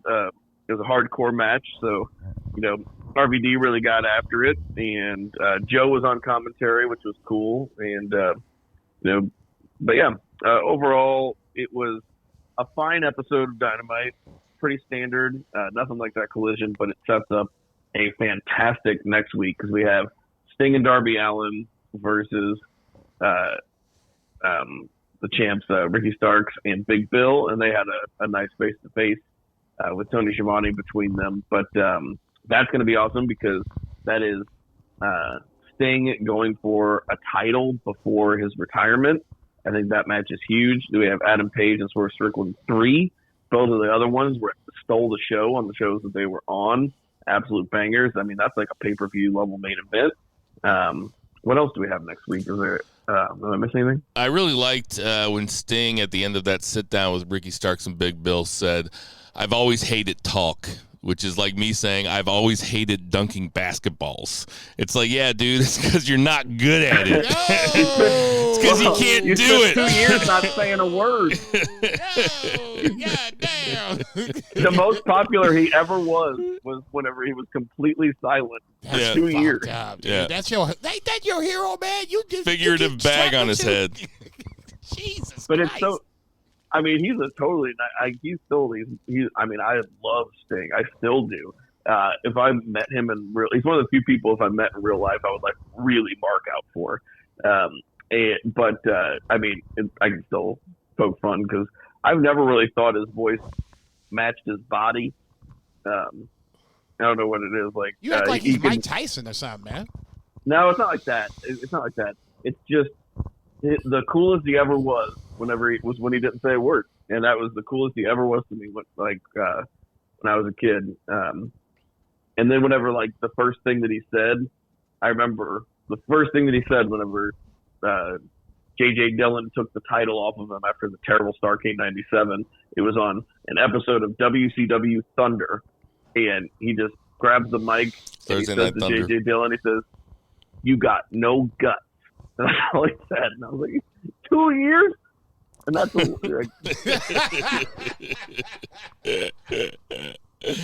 You waited 2 years for that shit? Hey, yes, those are two big matches, but I do want to say, can I shit on something here real fast? The Bang Bang Scissor Gang thing, that has to be, I mean, the Bang Bang Gang has to turn on them soon, right?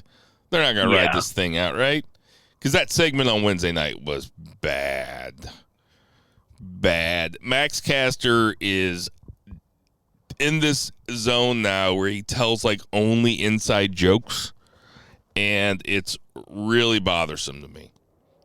And I don't like this pairing at all, and I hope they break them up soon because this sucks. I hope they turn on them. Like I'd say, give it maybe 2 more weeks tops. Turn on them to unify those titles and have a match to unify the titles. They better not have the Acclaim turn on the Bang Bang Gang. They cannot. Oh my God, that would be terrible, dude. Might happen. They might overthink it. I hope I'm wrong.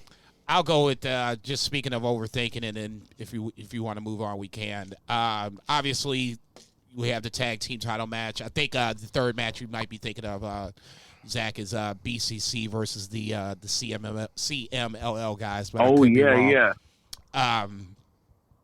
We got Bryan Danielson versus I forget his name because he's CMLL guy. Hichiro.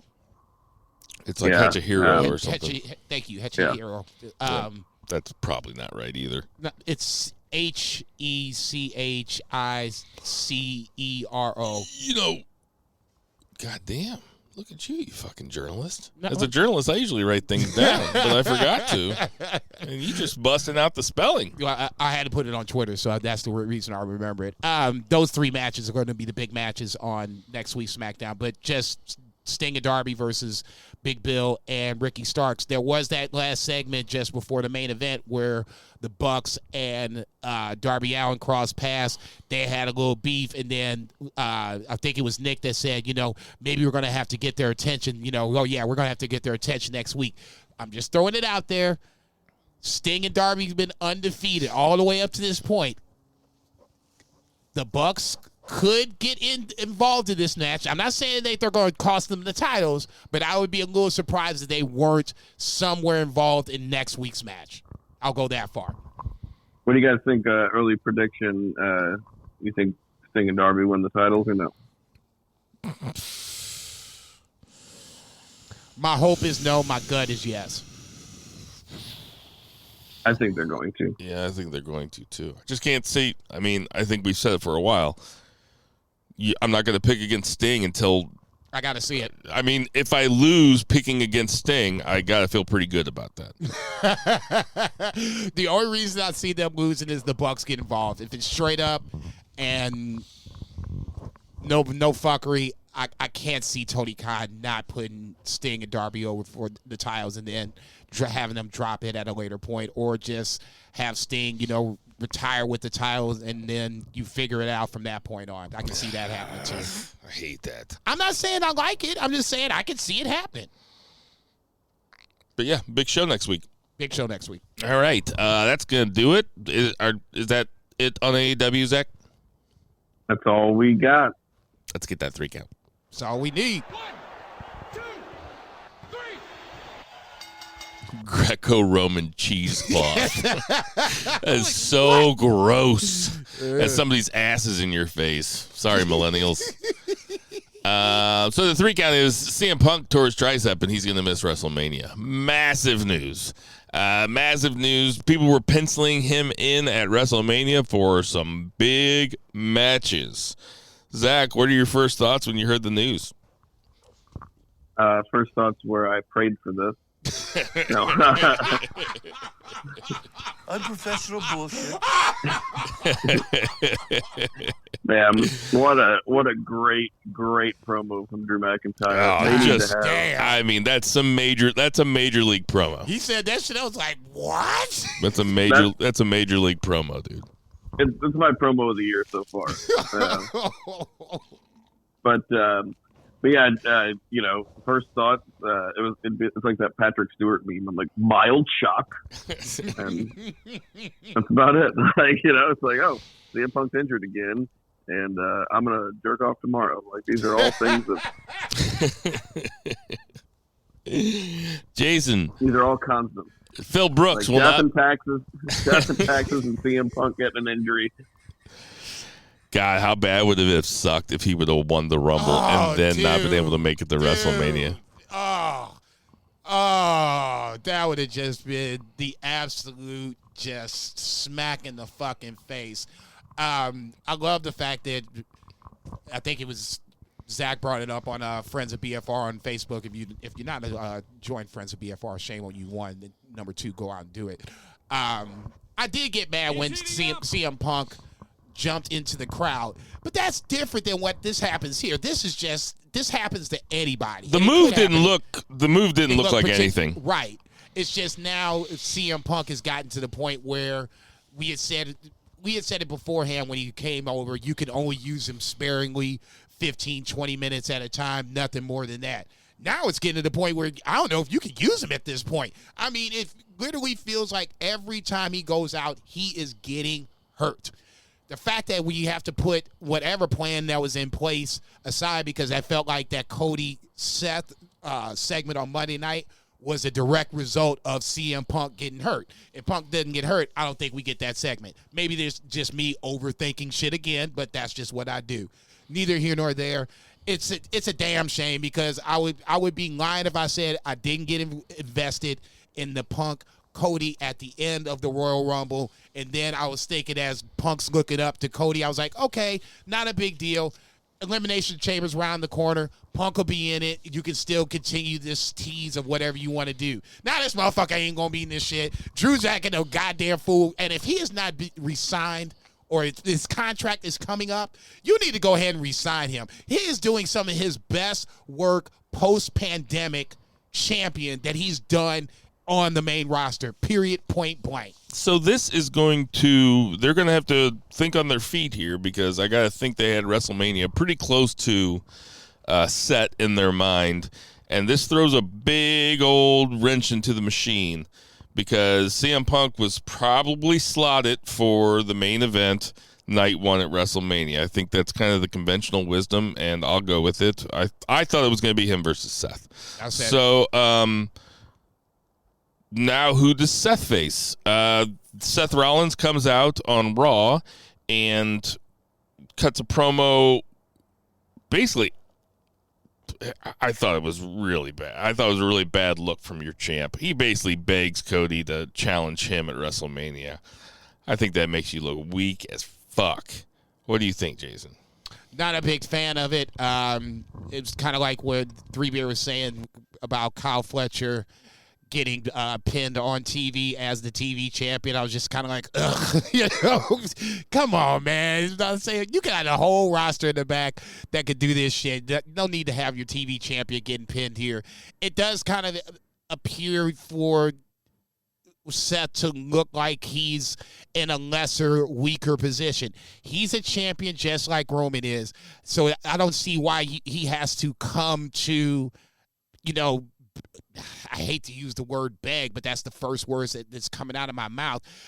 I would have just came, if you wanted to go that route, Seth should just come out with bum knee aside, I owe you one. Hell, I owe you two. And now, this is the chance for me to get my, payback on you.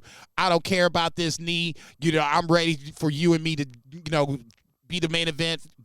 Just go a different route versus the route that they went, because it felt like he came off as, I need this. I'm begging you to do this. Don't do it like this. Don't be, this kind of champion. Be the champion that your father would be proud of. Man, fuck that. He beat you twice. That should be, I'm sorry, 3 times. Okay, that should be the moral of the story. Fuck that. I owe you one. I got this bad knee. It ain't going to stop me. We should be wrestling for the title at WrestleMania. Go that route. Zach. Yeah, I didn't, I'm not saying either you guys are wrong or both you guys are wrong. I just didn't see it that way.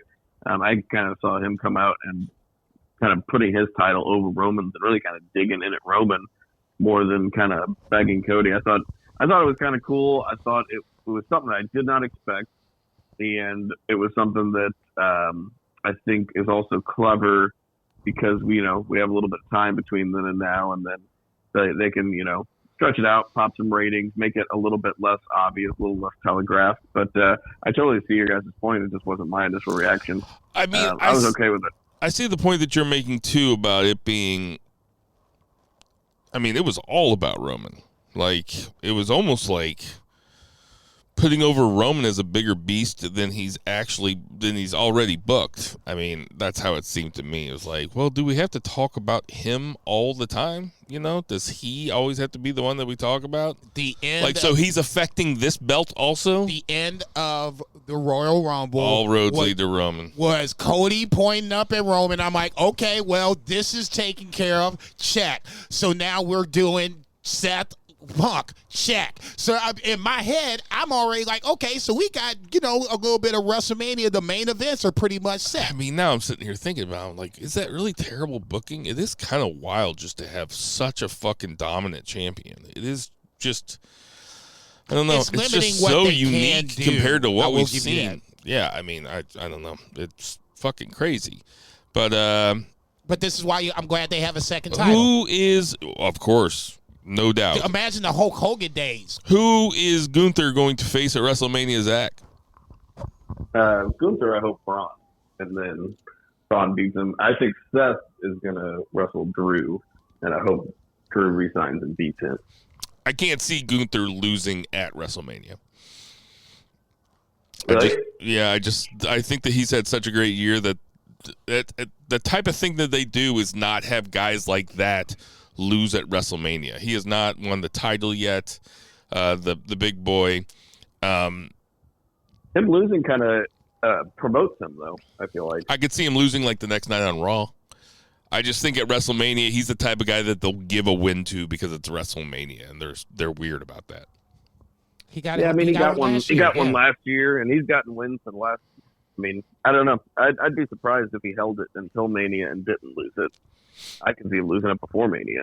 Jason, who do you think he's going to fight?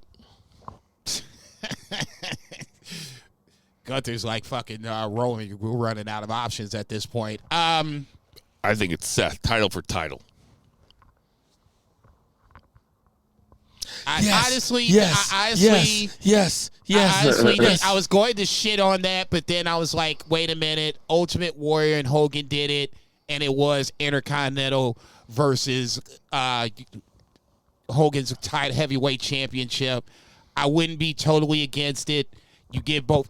If you wanted to go stick to Cody, Roman, this is an interesting option. They did have that little segment where they both have respect for each other. They both are title holders. It would be a nice way to close out night one. I mean, both guys would have a dance partner. So who else was I thinking of here? So is Jey Uso going to fight? Are we getting Sami Zayn, Drew McIntyre at WrestleMania? That was the other match that I was thinking if Drew's not going to be involved with Seth in a title match, I think Sami and Drew is a pretty much, not a slam dunk, but it's a layup at this point. Man, that's a really big WrestleMania match, Sami versus Drew. Don't you think, Zach? Yeah, I mean, they've done it a couple times on TV recently, and it's been awesome each time.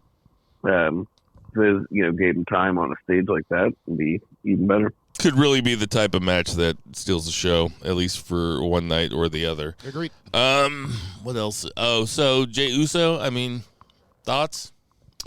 Seeing him coming out at 1 makes me think that this is going to be a big year for Jey Uso. I'm predicting a mid-card title at some point in 2024 for Jey, and that would springboard him to the next step, the top of the card. But right now, Jimmy feels like it's a layup for WrestleMania. It's just how we're getting there. I thought we would see more of that at the Rumble. We didn't. So at some point, their paths will cross again, and they'll make it happen. So I think Jimmy J is pretty much a made match, and just getting there is the issue. Damian Priest still has the Money in the Bank, the forgotten man here in the Rumble lead-up. I won't go that far. Does Damian Priest cash in before WrestleMania, Jason? I thought he should have did it last week when Seth came out with one leg. I'm like, oh, any place, anytime, feels about him right now. So, I mean, if you look at it like that, they kind of missed an opportunity or passed on an opportunity to at least have Damian Priest cash in. I'm going to say no. Yes or no? No. Zach, yes or no? No. I heard a rumor that it was supposed to be Brock Lesnar working a Dom. Brock Lesnar was supposed to be working Dom for a while. Yeah, Meltzer said it was going to be Brock Dom at Elimination Chamber. And whoa. Dominic Mysterio? Yeah. Yeah. Do you think it's a chance we get Braun? Do you think they're just going to do it? Do you think they're just going to let Braun Breaker wrestle Dom? Because maybe. I think the whole idea with Dom, that would be a fun Brock, WrestleMania match too. Braun versus Dom. Did they wrestle in NXT? I can't remember. I can't remember either. I was going to say that would be an easier way to, well, not an easier, another connective piece to get you from point A to point B. I wouldn't be opposed to it. I don't know. I don't know. I don't want Braun and Dom to cross paths just yet, if that makes sense. All right. Anything else from the main roster that I'm forgetting? No. I'm going to say no. No. Gunther beat Kofi. Jay beats Bronson Reed. Yeah. Judgment Day retains. Jax attacks Ripley. I think that's going to tide her over until WrestleMania when we get Rhea Ripley versus Becky Lynch. Okay. So that's going to do it for our 3 count. 1, 2, 3. Man from Ringside. That's so stupid.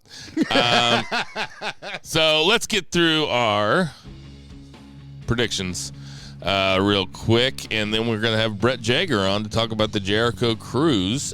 So we have NXT Vengeance Day this Saturday or Sunday, one of the two. Sunday. So coming up for the finals in the Dusty Classic, we have the Wolf Dogs, Baron Corbin and Ron Breakker versus Carmelo Hayes and Trick Williams. A lot going into this. Jason, who you got? Corbin came out and called himself the Wolf Dogs. He had me and Braun had the same reactions. Like, you said what, motherfucker? You That's was just good. talking That's that a good shit name. last week. That's a good name. It is a good name. I'm gonna take the Wolf Dogs. I cannot see Trick and Carmelo being on the same page for this match somehow, some way. Wires are going to get crossed, and the heels will take advantage. I'm going to take the Wolf Dogs to win the Dusty Cup. I'm interested to see who you pick for another match here. Zach, who you got? Yeah, this one is a little tough, but man, Wolf Dogs is pretty fun. We're going to have to let that ride for a little bit. I think that they might actually have Trick and Mello win it, though, to kind of, I know that we already have some tension there, so this might swing that pendulum back the other way and give them a success and give them a win. So I'm going to pick them for shits and giggles. I'd already written you down. Okay. Gotcha. Great. Ass. I am taking Wolf Dogs also. I think that, well, I mean, this might play into how I'm picking the heavyweight match, but we'll see. So 2 Wolf Dogs and 1 for Trick and Mello. Lyra Valkyria versus Roxanne Perez for the women's title. Zach, who do you got? I feel like a lot of it depends on if they're going to bring Roxanne up, which I think they should. So I kind of feel like she should lose and then just go to the main roster because she's definitely ready. I don't know if they'll do that. So I'm going to bet against Roxanne, even though, I mean, if she goes up, that's great. But I think we'll keep it on Valkyrie for now, if not. So I'll pick Valkyrie. Sorry, I'm just like waffling here. I am taking Valkyrie also. I think that this is a good win for her. I think they like her a lot, and I think she's going to hold it for a while. Jason, and Roxanne goes up. Jason, who you got? Yeah, I forgot to mention Roxanne is another one of the women that's will be in a women's Royal Rumble, could possibly win a women's Royal Rumble somewhere down the line. So not nearly as down as Zach was on the Rumbles, women's or men's side. Neither here nor there. I agree with you guys. To me, this is a Lyra Valkyria that should retain. I'm not sure if Roxanne goes up right away, but at this point, it kind of feels like what's left for Roxanne to do. There's not a mid-card title. She doesn't have a tag team partner. So, if there's a time for her to do it, you could bring her and Tiffany up, put one on one brand, one on the other. Obafemi versus Dragon Lee for the North American title. I guess we never talked about this, that he basically Obafemi is the champion. He cashed in basically like a Money in the Bank on Dragon Lee to win this. Very large man, and he's one of the NIL guys, one of the first NIL guys to kind of break through and make it to television, as far as I know. I guess maybe Braun Breaker was, but I mean, he's also Dog-Faced Gremlin's kid. But but anyway, I am picking Obafemi here. Who you got, Zach? Yeah, same. They won't put it back on Dragon Lee. Wasn't even really supposed to have it in the first place. Right. Jason? Yeah, kind of disappointing how this is playing out for Dragon Lee. So I would, fingers crossed he comes back to the main roster and gets the main mid-card title shot at some point. But, yeah, unfortunately, it's just not going to happen on Sunday night. I got Obafemi, too. The family. Tony D'Angelo, Stax, and some chick with the last name Rizzo versus Adriana. Versus Out the Mud. Don't make me name those guys. Who you got, Jason? Lucian Price, Jada Carter, and I can't think of the third person's name from Out the Mud. If you give me a second, I probably could. Out the Mud's a great name. It's okay. I'm going to take them. I'm going to take Out the Mud. I'm going to say this is my upset pick of the week, just for the simple fact that I don't think they should be winning this match, and I think a good way to get them as a credible, stable faction, whatever you want to call them, faction, because they don't have a manager. Well, they do have a manager. Scripps the manager, so we're calling them a stable. Get them credible is to have them win matches like this over the tag team champions and their sidekick. It's not for the title, so you can get a chance where you can run it back at a later point. I'm gonna take OTM. I should also say that I'm putting Obafemi as my Stone Cold Lead Pipe lock of the week. Zach, who do you got? Yeah, I'll do that as well for the lead pipe situation. Yeah, I'll say Out the Mud just because I like to say Out the Mud. Yeah, I'm taking the family because, well, I shouldn't have to explain to you guys why, right?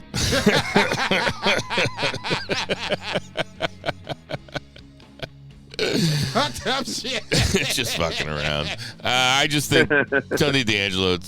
I think that they like him a lot, and Out the Mud kind of seem like jobbers right now, and the family's established, and they're just trying to give him something to do. So I'm taking the family. Dijak, friend of the show, versus Joe Gacy in a no DQ match. I'll go first here. I am taking Joe Gacy just because Dijak never wins. Who do you got, Zach? That's pretty astute of you, actually. Yeah, you're probably right about that, so I might just go the same way. He thought he's just kind of like, yeah. Just so matter of fact. So who you got, Jason? The motherfucker got kicked off a damn truck into a dumpster and came out and accepted the match. Who the fuck you think I'm gonna take? I'm taking Joe Gacy. I don't even like this fucking character. We're all the same on that one. And then finally for the NXT Heavyweight Championship, we have Ilya Dragunov versus Trick Williams. Jason, I think I skipped you last time. Who are you taking here? I am taking Ilya to retain, and I think this is where we finally see Carmelo show his hand and turn on Trick Williams. Pissed off that they lost the Dusty Cup. Now I'm going to make sure that you don't get yours either. I could be wrong. I hope they extend it longer. You know, I'm a huge fan of Trick and Mello as an angle. I think this might be a good time to do it. It would be heat on Carmelo from that point on because, like I said earlier, Trick is ridiculously over. I think more so than most people imagined, especially seeing them on SmackDown. So, yeah, I'm going to take Dragunov to win, but the caveat, and that would be my Stone Cold Lead Pipe lock of the week, is Ilya Dragunov beating Trick Williams. But I think in concert to that, I think Carmelo somehow, some way turns on Trick Williams, and then you have a Mello Trick rivalry going forward. Zach, who you got? Yeah, this one's tough. But I do think, just because I feel like Dragunov has been good before he was in NXT. Trick Williams was not. Trick's a guy that's really grown in NXT. I think that he needs a run with the title to kind of get him 100% ready for the main roster. And I'm going to go with Trick Williams. Yes, I love it. I love the moxie. I am not. I'm going Ilya Dragunov. Go ahead and jump. I'll be right behind you. No, I'm not. I hate to to go back and forth and try to cover all my bases and say, I'm picking Dragunov, but if Trick wins, I won't be surprised. So that way, there's no way. I will be surprised if Trick wins. I would be surprised, but I'd be pleasantly surprised. I'd be like, that's some good booking. Striking while the iron is hot. The way that this Carmelo Hayes Trick Williams story is so good, and the idea of Trick Williams wrestling in the finals, just leave him, and Trick Williams and Carmelo Hayes and Trick Williams wrestling in the finals of the Dusty Classic on the same night that Trick Williams is getting this match with Dragunov, and they're at the point in the story where we don't really know how they stand. That's compelling. That's a really good fucking angle, man. There's a lot of opener and a closer for that show. And there's a lot of different plausible ways they can go. All that would work. Yeah. They could win the Dusty Cup, and then Trick could win the heavyweight belt. Or they could lose the Dusty Cup, and Trick could win the heavyweight belt, and then Carmelo his jealousy just grows until he finally turns on him. And then you get them in a match WrestleMania weekend for the belt. Like stand and deliver. So, I think I just talked myself into Trick Williams. I love the moxie. Wait, I'm jumping with you. I'm taking Trick Williams. It makes sense. That's there's a couple matches on there that I really want to see. That looks like it's going to be a fun fucking pay-per-view. Oh, yeah, for sure. I was getting ready to say, Obafemi, I think, is going to be a monster superstar. Is it Saturday or Sunday? It's Sunday. Okay. I think Obafemi's going to be a superstar in the making. I'm curious to see how strong they have him look against Dragon Lee. Obviously, the main event, the Dusty finals. It's all right there. It's going to be a very, very interesting Sunday night. All right, and that is going to do it for our NXT Vengeance Day predictions.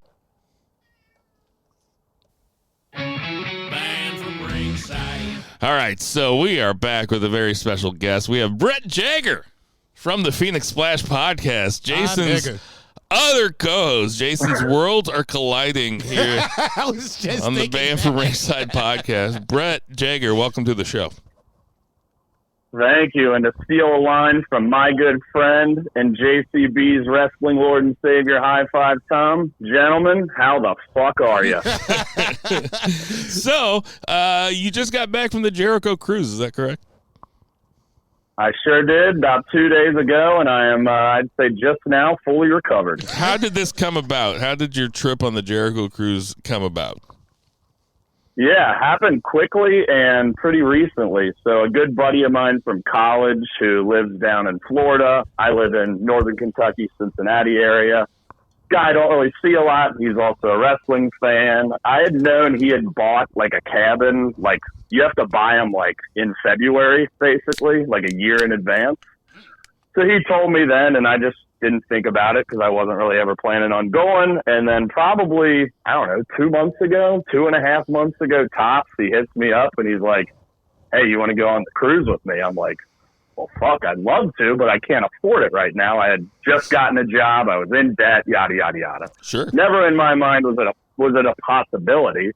And he's like, well, girlfriend can't go. I can't find anyone to go with. You get a flight to Miami, and that's all you need to do. And I'm like, okay. So same last player. had to clear it with work because my boss's wife was due like right around the same time, and he's like, we'll be fine, go. Fortunately, she gave birth about a week before. All is well. Is your boss's wife Alexa Bliss? Unfortunately not, but well, the thing about it too is, remember end of December when the allegations or what have you, the Kylie Ray shit in Jericho came up. At that time, I still hadn't bought a flight. I was planning on going, but just hadn't pulled the trigger officially. And I'm like, well, shit. I mean, what if, who knows? People drop out, whatever. Yeah. So I was just kind of like, well, let's give it a few days, see what happens. Obviously, nothing came of it. And once they started adding, they started announcing wrestlers, matches. Swerve was on there, which, he's certainly one of the hottest things going now. I'm like, well, okay, I guess all is well, and I'm in. So I probably bought the plane ticket less than a month before going. So yeah, really came about quickly and unexpectedly. Swerve was on? Oh yeah. Really? Yeah. Swerve, Nana, Gates of Agony.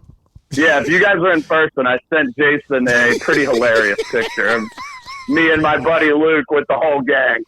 I'm going to put it on our thread for BFR. You guys are So how many matches, how many nights were you on the cruise? So it was 4 nights total, and there was wrestling every night. Some of it was 2 sessions, so there'd be a late afternoon session and the night session. So I would say about 2.5 to 3 hours a day. And I've never, how many cruises have you been on? I've never been on a cruise. Never been on a cruise.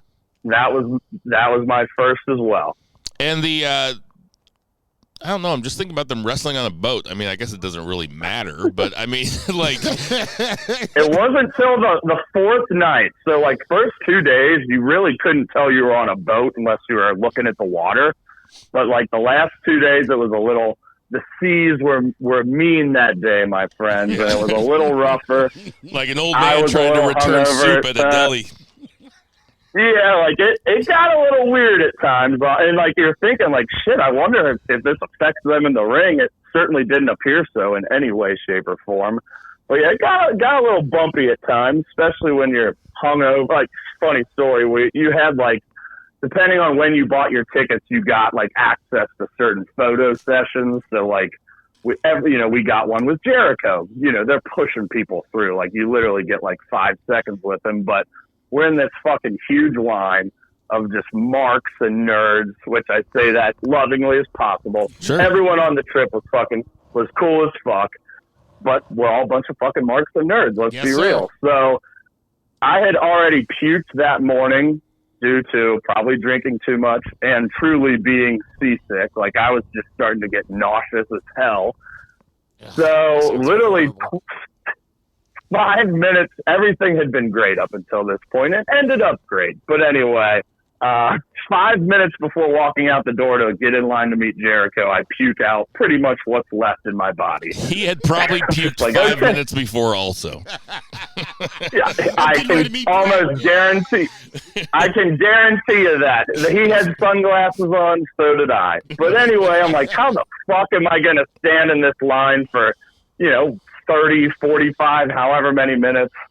We're 10, 15 minutes in, maybe. We're just in the middle of a swath of people. They've got the barrier things up. You're walking through the maze, whatever. And I'm like, to my buddy Luke, I'm like, dude, I don't think I'm going to make it. And probably there was 3 to 5 many people on the cruise? There were 2,100 people. Oh, my God. Jesus. But it didn't really feel like it, except at like the very beginning. They could have shot when like Collision everyone's there. They absolutely could have. But to finish that story real quick, because we probably got a lot to get to, and you're just grilling me here, and I love it. But anywho, 3 to 5 minutes later after that, I got to exit the line. I got to go puke, which literally was just Coca-Cola at this point, because that's all I put in my body. And then I go back in line. I'm like, well, you guys have like a barf bag or something? Because at this point, like, the boat's rocking. Everyone knows it. It's affecting some worse than others, whatever. But they're like, well, maybe we can just push you to the front. And this girl like gets on a walkie-talkie, and sure enough, we just jump right to the front of the line and skip probably 200 people. Yeah, it was fucking tight. Yeah, but again, like, I had actually met Jericho at a rock concert, because it's literally it's a music festival on a boat with wrestling and comedy as well. And any corner you turn, there could just be a wrestler standing right next to you. Did Powerhouse Hobbs unhook the velvet rope to let you to the front? Stop. Yeah, and Private Party was standing right there ripping shots. God damn. Don't encourage the motherfucker. Stop But it. I had met Jericho briefly the night before at a show. Just, it's the first time I'd seen him just milling about.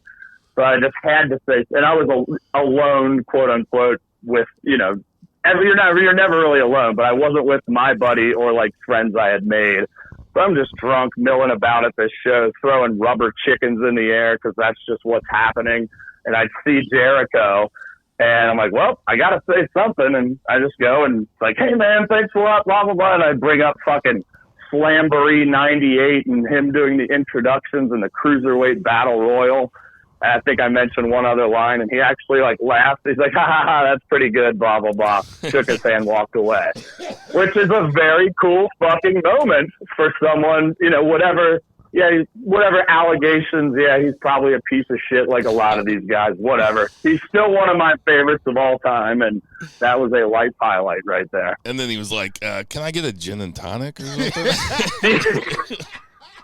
I actually did a funny story about Lance Archer. So that, first off, I'm 6'3". I got a picture with this motherfucker. He makes me look tiny because he is a big, big man. But he was one of like the photo sessions I went to. Did he wrestle? Which actually was he did. He ended up in the Don Callis family with, they're doing angles? Fletcher. Well, Mark Davis was advertised on the cruise, but to my knowledge, he's still hurt, and he wasn't there, so Lance Archer took his spot. Oh, I wonder if they offered to give you your money back because Mark Davis wasn't on the cruise. They should have. They really should have, damn it. But Davis isn't here? I'm driving back home. I say, pull this motherfucker I'm out. over. Renting a car. Drop me off in the fucking ocean. I forget the point I was even trying. What was I trying? I'm sorry. I was going somewhere. Lance Archer. Having a lot of fun with this. Oh yeah, me too. It was fucking great. So I'm in the line for Archer. I have a beer with me. His line, I chose his line over Swerve at the time because I just knew it would be short and I could get through it quicker. Like, first off, you gotta like give someone your phone to take the picture, and I just fucking blow right by that person. Walk up to Archer, I'm like, "So, Ospreay and Dallas, favorite match of your career?" Go straight for it. And he's like, "Yeah, that's definitely up there." And then he's like, "You got to give him your phone." So I'm like, "Oh shit!" Fucking like fumble my phone out. And then he's like, "What? You bring a drink and don't bring one for me?" And then I kind of, yeah. And then he's like, "Get the fuck out of here." And I'm just fucking dying laughing at this point because it's just fucking hilarious that this is happening. So I find Lance Archer later, beeline towards him. I'm like, "Hey, I owe you a drink." He's like, "Fucking right you do." And I'm like, "I don't want to die." And he's like, "Well, everybody dies." This is like just fucking nonsense here. So I'm like, "What do you want?" Of course, double whiskey Coke Zero, which is like $22 on the cruise. And sure enough, I bought it for him and stood and talked to him for a minute or two. And that's just one of many stories. That's a hell of a story. So 4 nights, was it in the Caribbean? We started in Miami and then went to Cozumel, Mexico, and then back after that. Gotcha. Filled some more. Gotcha. Zach, do you have any questions for Brett Jager about the Jericho Cruise? Like as far as matches, just like all party matches. I would say by and large, yes. Definitely had like a house show vibe to it more often than not. But so they had, I don't know if you guys remember last year or if you saw, they had like invented this Jericho Oceanic Championship that Matt Cardona had won. So going into it, they had announced a handful of matches, but the one that caught my eye was Speedball Mike Bailey versus Michael Oku from Rev Pro. Not sure if you guys are familiar with him. For like the shot. Yeah, for the shot at Cardona. And going into it, I'm like, well, that's going to be the match of the cruise. And it blew everything away. Like, there were definitely other serious matches along the way, but that one was a fucking banger. And they just beat the piss out of each other. And was Cardona on the cruise? Yeah, so then he defended. I mean, do you want me to tell you who won? I don't know if this shit's ever going to be broadcast. Yeah, no, go ahead and tell us. Yeah, you can tell us. So, yeah, I figured. So Oku beat Speedball, and then it was Oku versus Cardona for the Oceanic title, which was also a great match. Certainly had some shenanigans, as you would expect, but the crowd was fucking hot for that one. And Oku actually won, so that led me to immediately say Matt Cardona to WWE confirmed because he's not going to be on the cruise next year. Oh. You know what? I forgot about that. It was kind of a joke, but there may be something to it, I could definitely see them signing him once sure. again. What was the male to female in fact, ratio? He did. Well, one sec, he did in the ring yell out. He's like, "I could be in the Royal Rumble right now, and I'm on this fucking cruise." Yes! So there was that, too. Nice. That's cool. So male to female ratio, I shit you not, I thought it was going to be like 80-20 at best. I'm saying like 60-40. Right. It was a lot of couples. There were definitely some hotties for sure, and just seeing like Harley Cameron and CJ Perry mill about in bikinis is certainly nothing to be too upset about. Harley Cameron is fucking so sexy in person. Dios mío. But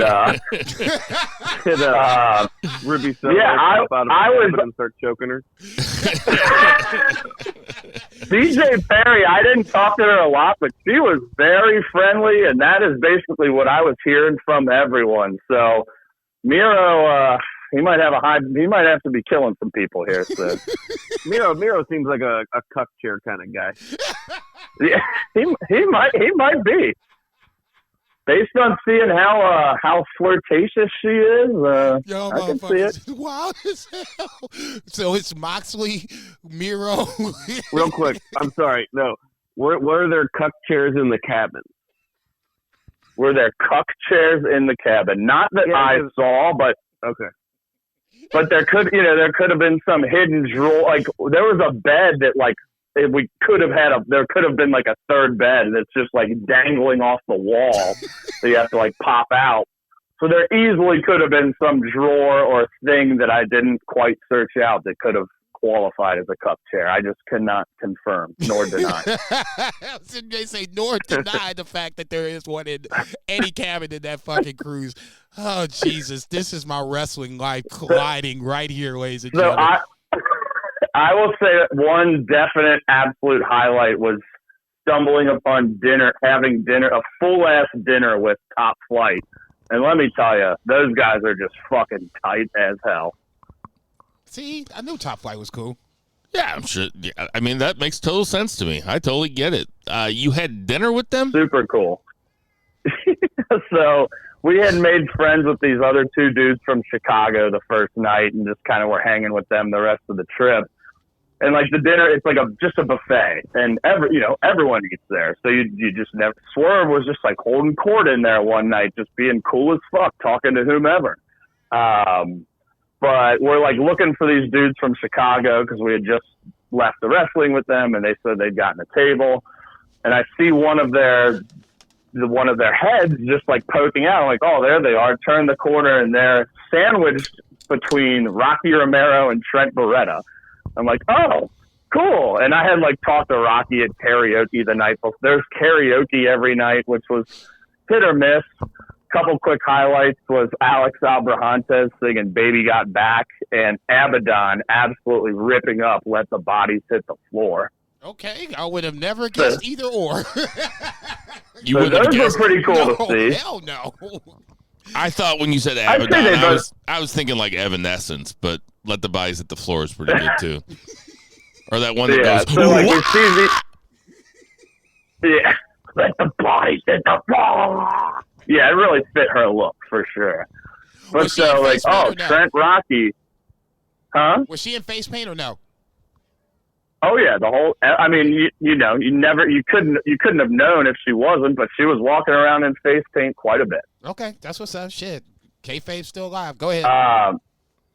So yeah, just trying to be brief here, but a lot of shit happened. But so yeah, Trent and Rocky are just sitting in between my two friends, like, oh, okay, I guess I'll sit down here. So I just kind of take a seat and say, I had said something to Trent earlier that he and Nick Wayne had the match of the cruise to that point before Speedball and Oku, which had just happened. And I'm like, well, you had it, and now you don't.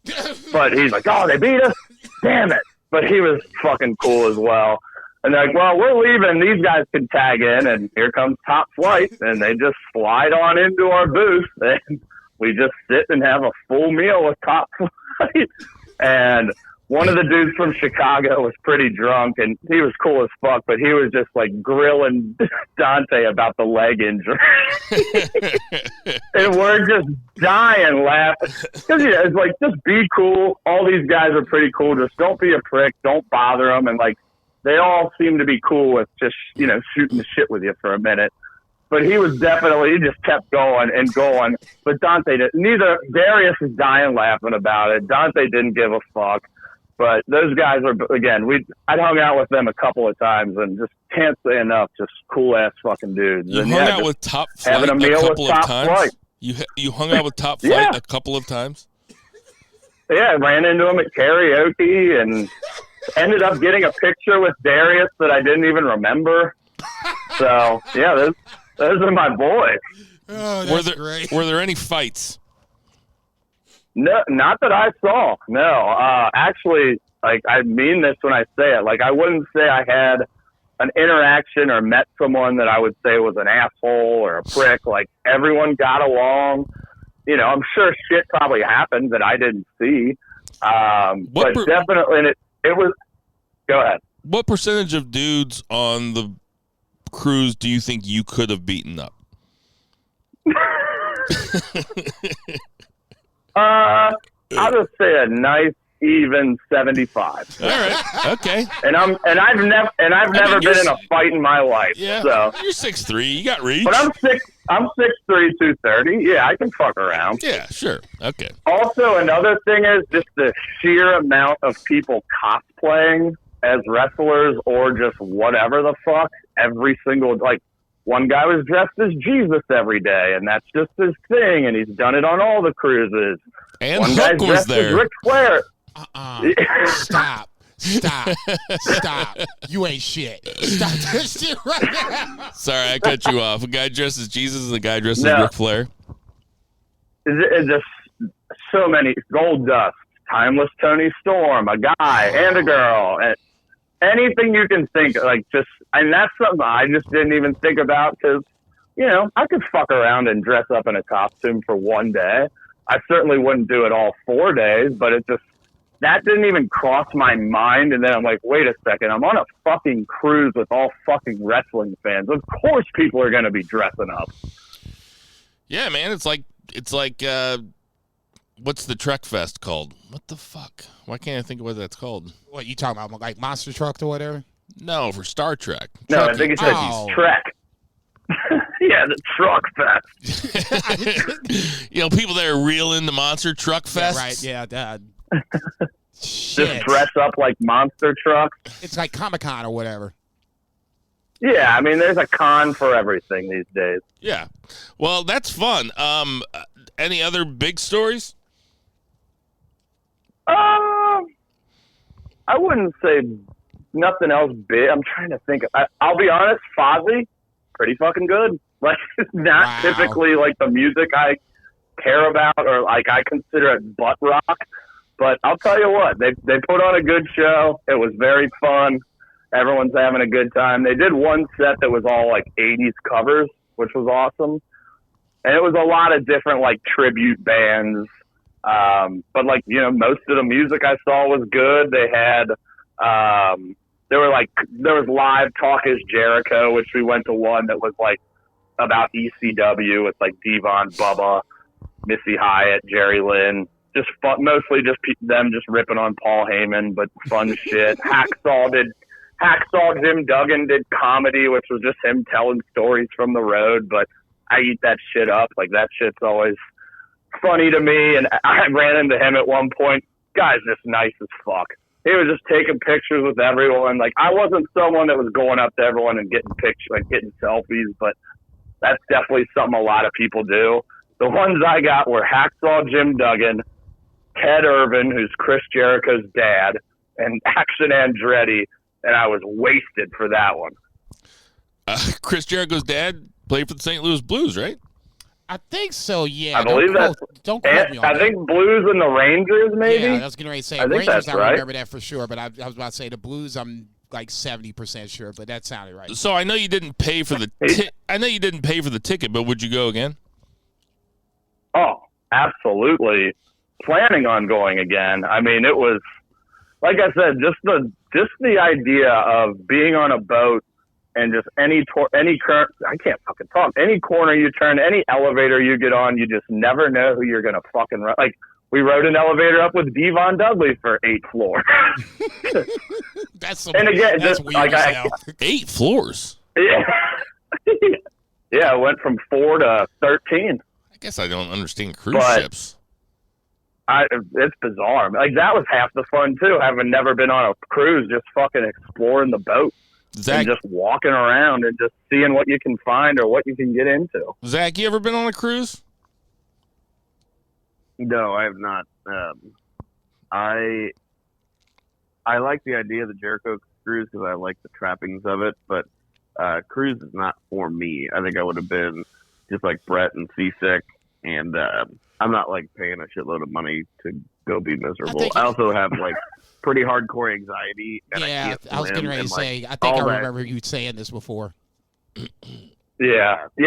I would say like cruises to me in general. Obviously, I'd never been on one. I always like kind of wanted to do it just for the experience, like a general cruise. But certainly happy that this was my first one, and I can't really imagine going on just a normal ass cruise after this. But another thing though, like I mentioned, those two dudes from Chicago, just other people we met, like exchange numbers. It's like, yeah, I'm not going to be fucking hitting you up all the time, but like those dudes live in Chicago. We're going up there for Windy City Riot in April. It's like, I'll hit you up and we'll fucking hang out because you're a cool ass motherfucker. So did the dudes from Chicago? Did the dudes from Chicago have their own podcast? They do. It's been defunct for a while. Okay, all right. Of course they did. The percentage of people on this cruise that had a podcast got to be like honestly. 35. It didn't come up nearly as much as I thought, and I didn't even bring it up till the fourth night. But probably at least 50%. Oh yeah, I've been handing out BFR. Are you allowed to like hand out shirts? Like if we brought a bunch of BFR shirts, could we just hand out a bunch of BFR shirts? Sorry, I don't see why not. I didn't see anyone policing it. Yeah, that sounds like. I mean, yeah, I bet the percentage of podcasts on that cruise were quite a few. I bet some guys just their whole podcast they just recorded the Talk Is Jericho live and played it back as their own podcast. They're like, yeah, I'm here. Well, thank you so much for joining the band from Ringside Podcast, and thanks for telling the story. It's really good stuff. Absolutely, certainly. Hey, everybody, we got some birthdays this week. Ronda Rousey. 37. She's alive. Don't look at me like that. Teddy Hart, 44. Is he still in jail? Is he in jail? That's the Teddy Hart's in jail? Dude, he's been in and out. It's like 44 to life, right?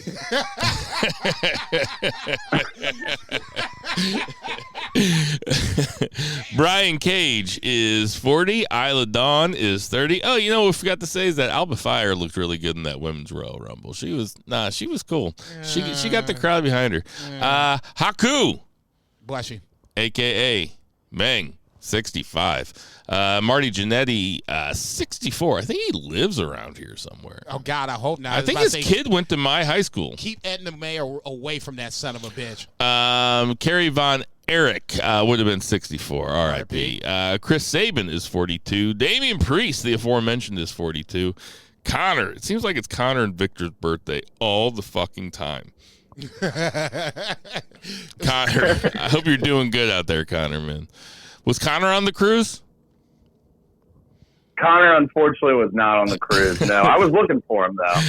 Actually, Brian Cage was the only non-Mogul Embassy member. So I'm like, has he got some beef with Jericho or something? Yeah, maybe he does. Now that's going to get aggregated. We're gonna go viral with that shit. I'm fine with that one. Well, he might have just been on Collision. Who knows? Hikuleo is 33. NJPW Tag Team Champion. Never would have thought it. Hikuleo. Just when I thought I was shitting on them enough for not pushing them after Jay White, but now you got it. Hey, everybody, we know there's tons of podcasts to listen to, so we appreciate you guys listening to our podcast, especially you, Brett, for coming on after meeting all those other podcasters on the cruise, for coming on and sharing your story on our podcast. Thank you for being here, Brett Jager. Check. Hey, like I said, my pleasure. And hey, Zach, glad to meet you, my man. First time, happy to be here. Hopefully get to do it again. For my family, for Tender Mahal, for Murray the Merman Murray, for Lucha Chris, for Patriot Pat, for Vice, for Three Beer Zach Paul, and for Jason Cornelius. I am Bill Vagey, and boo the heels. Boo, bitch.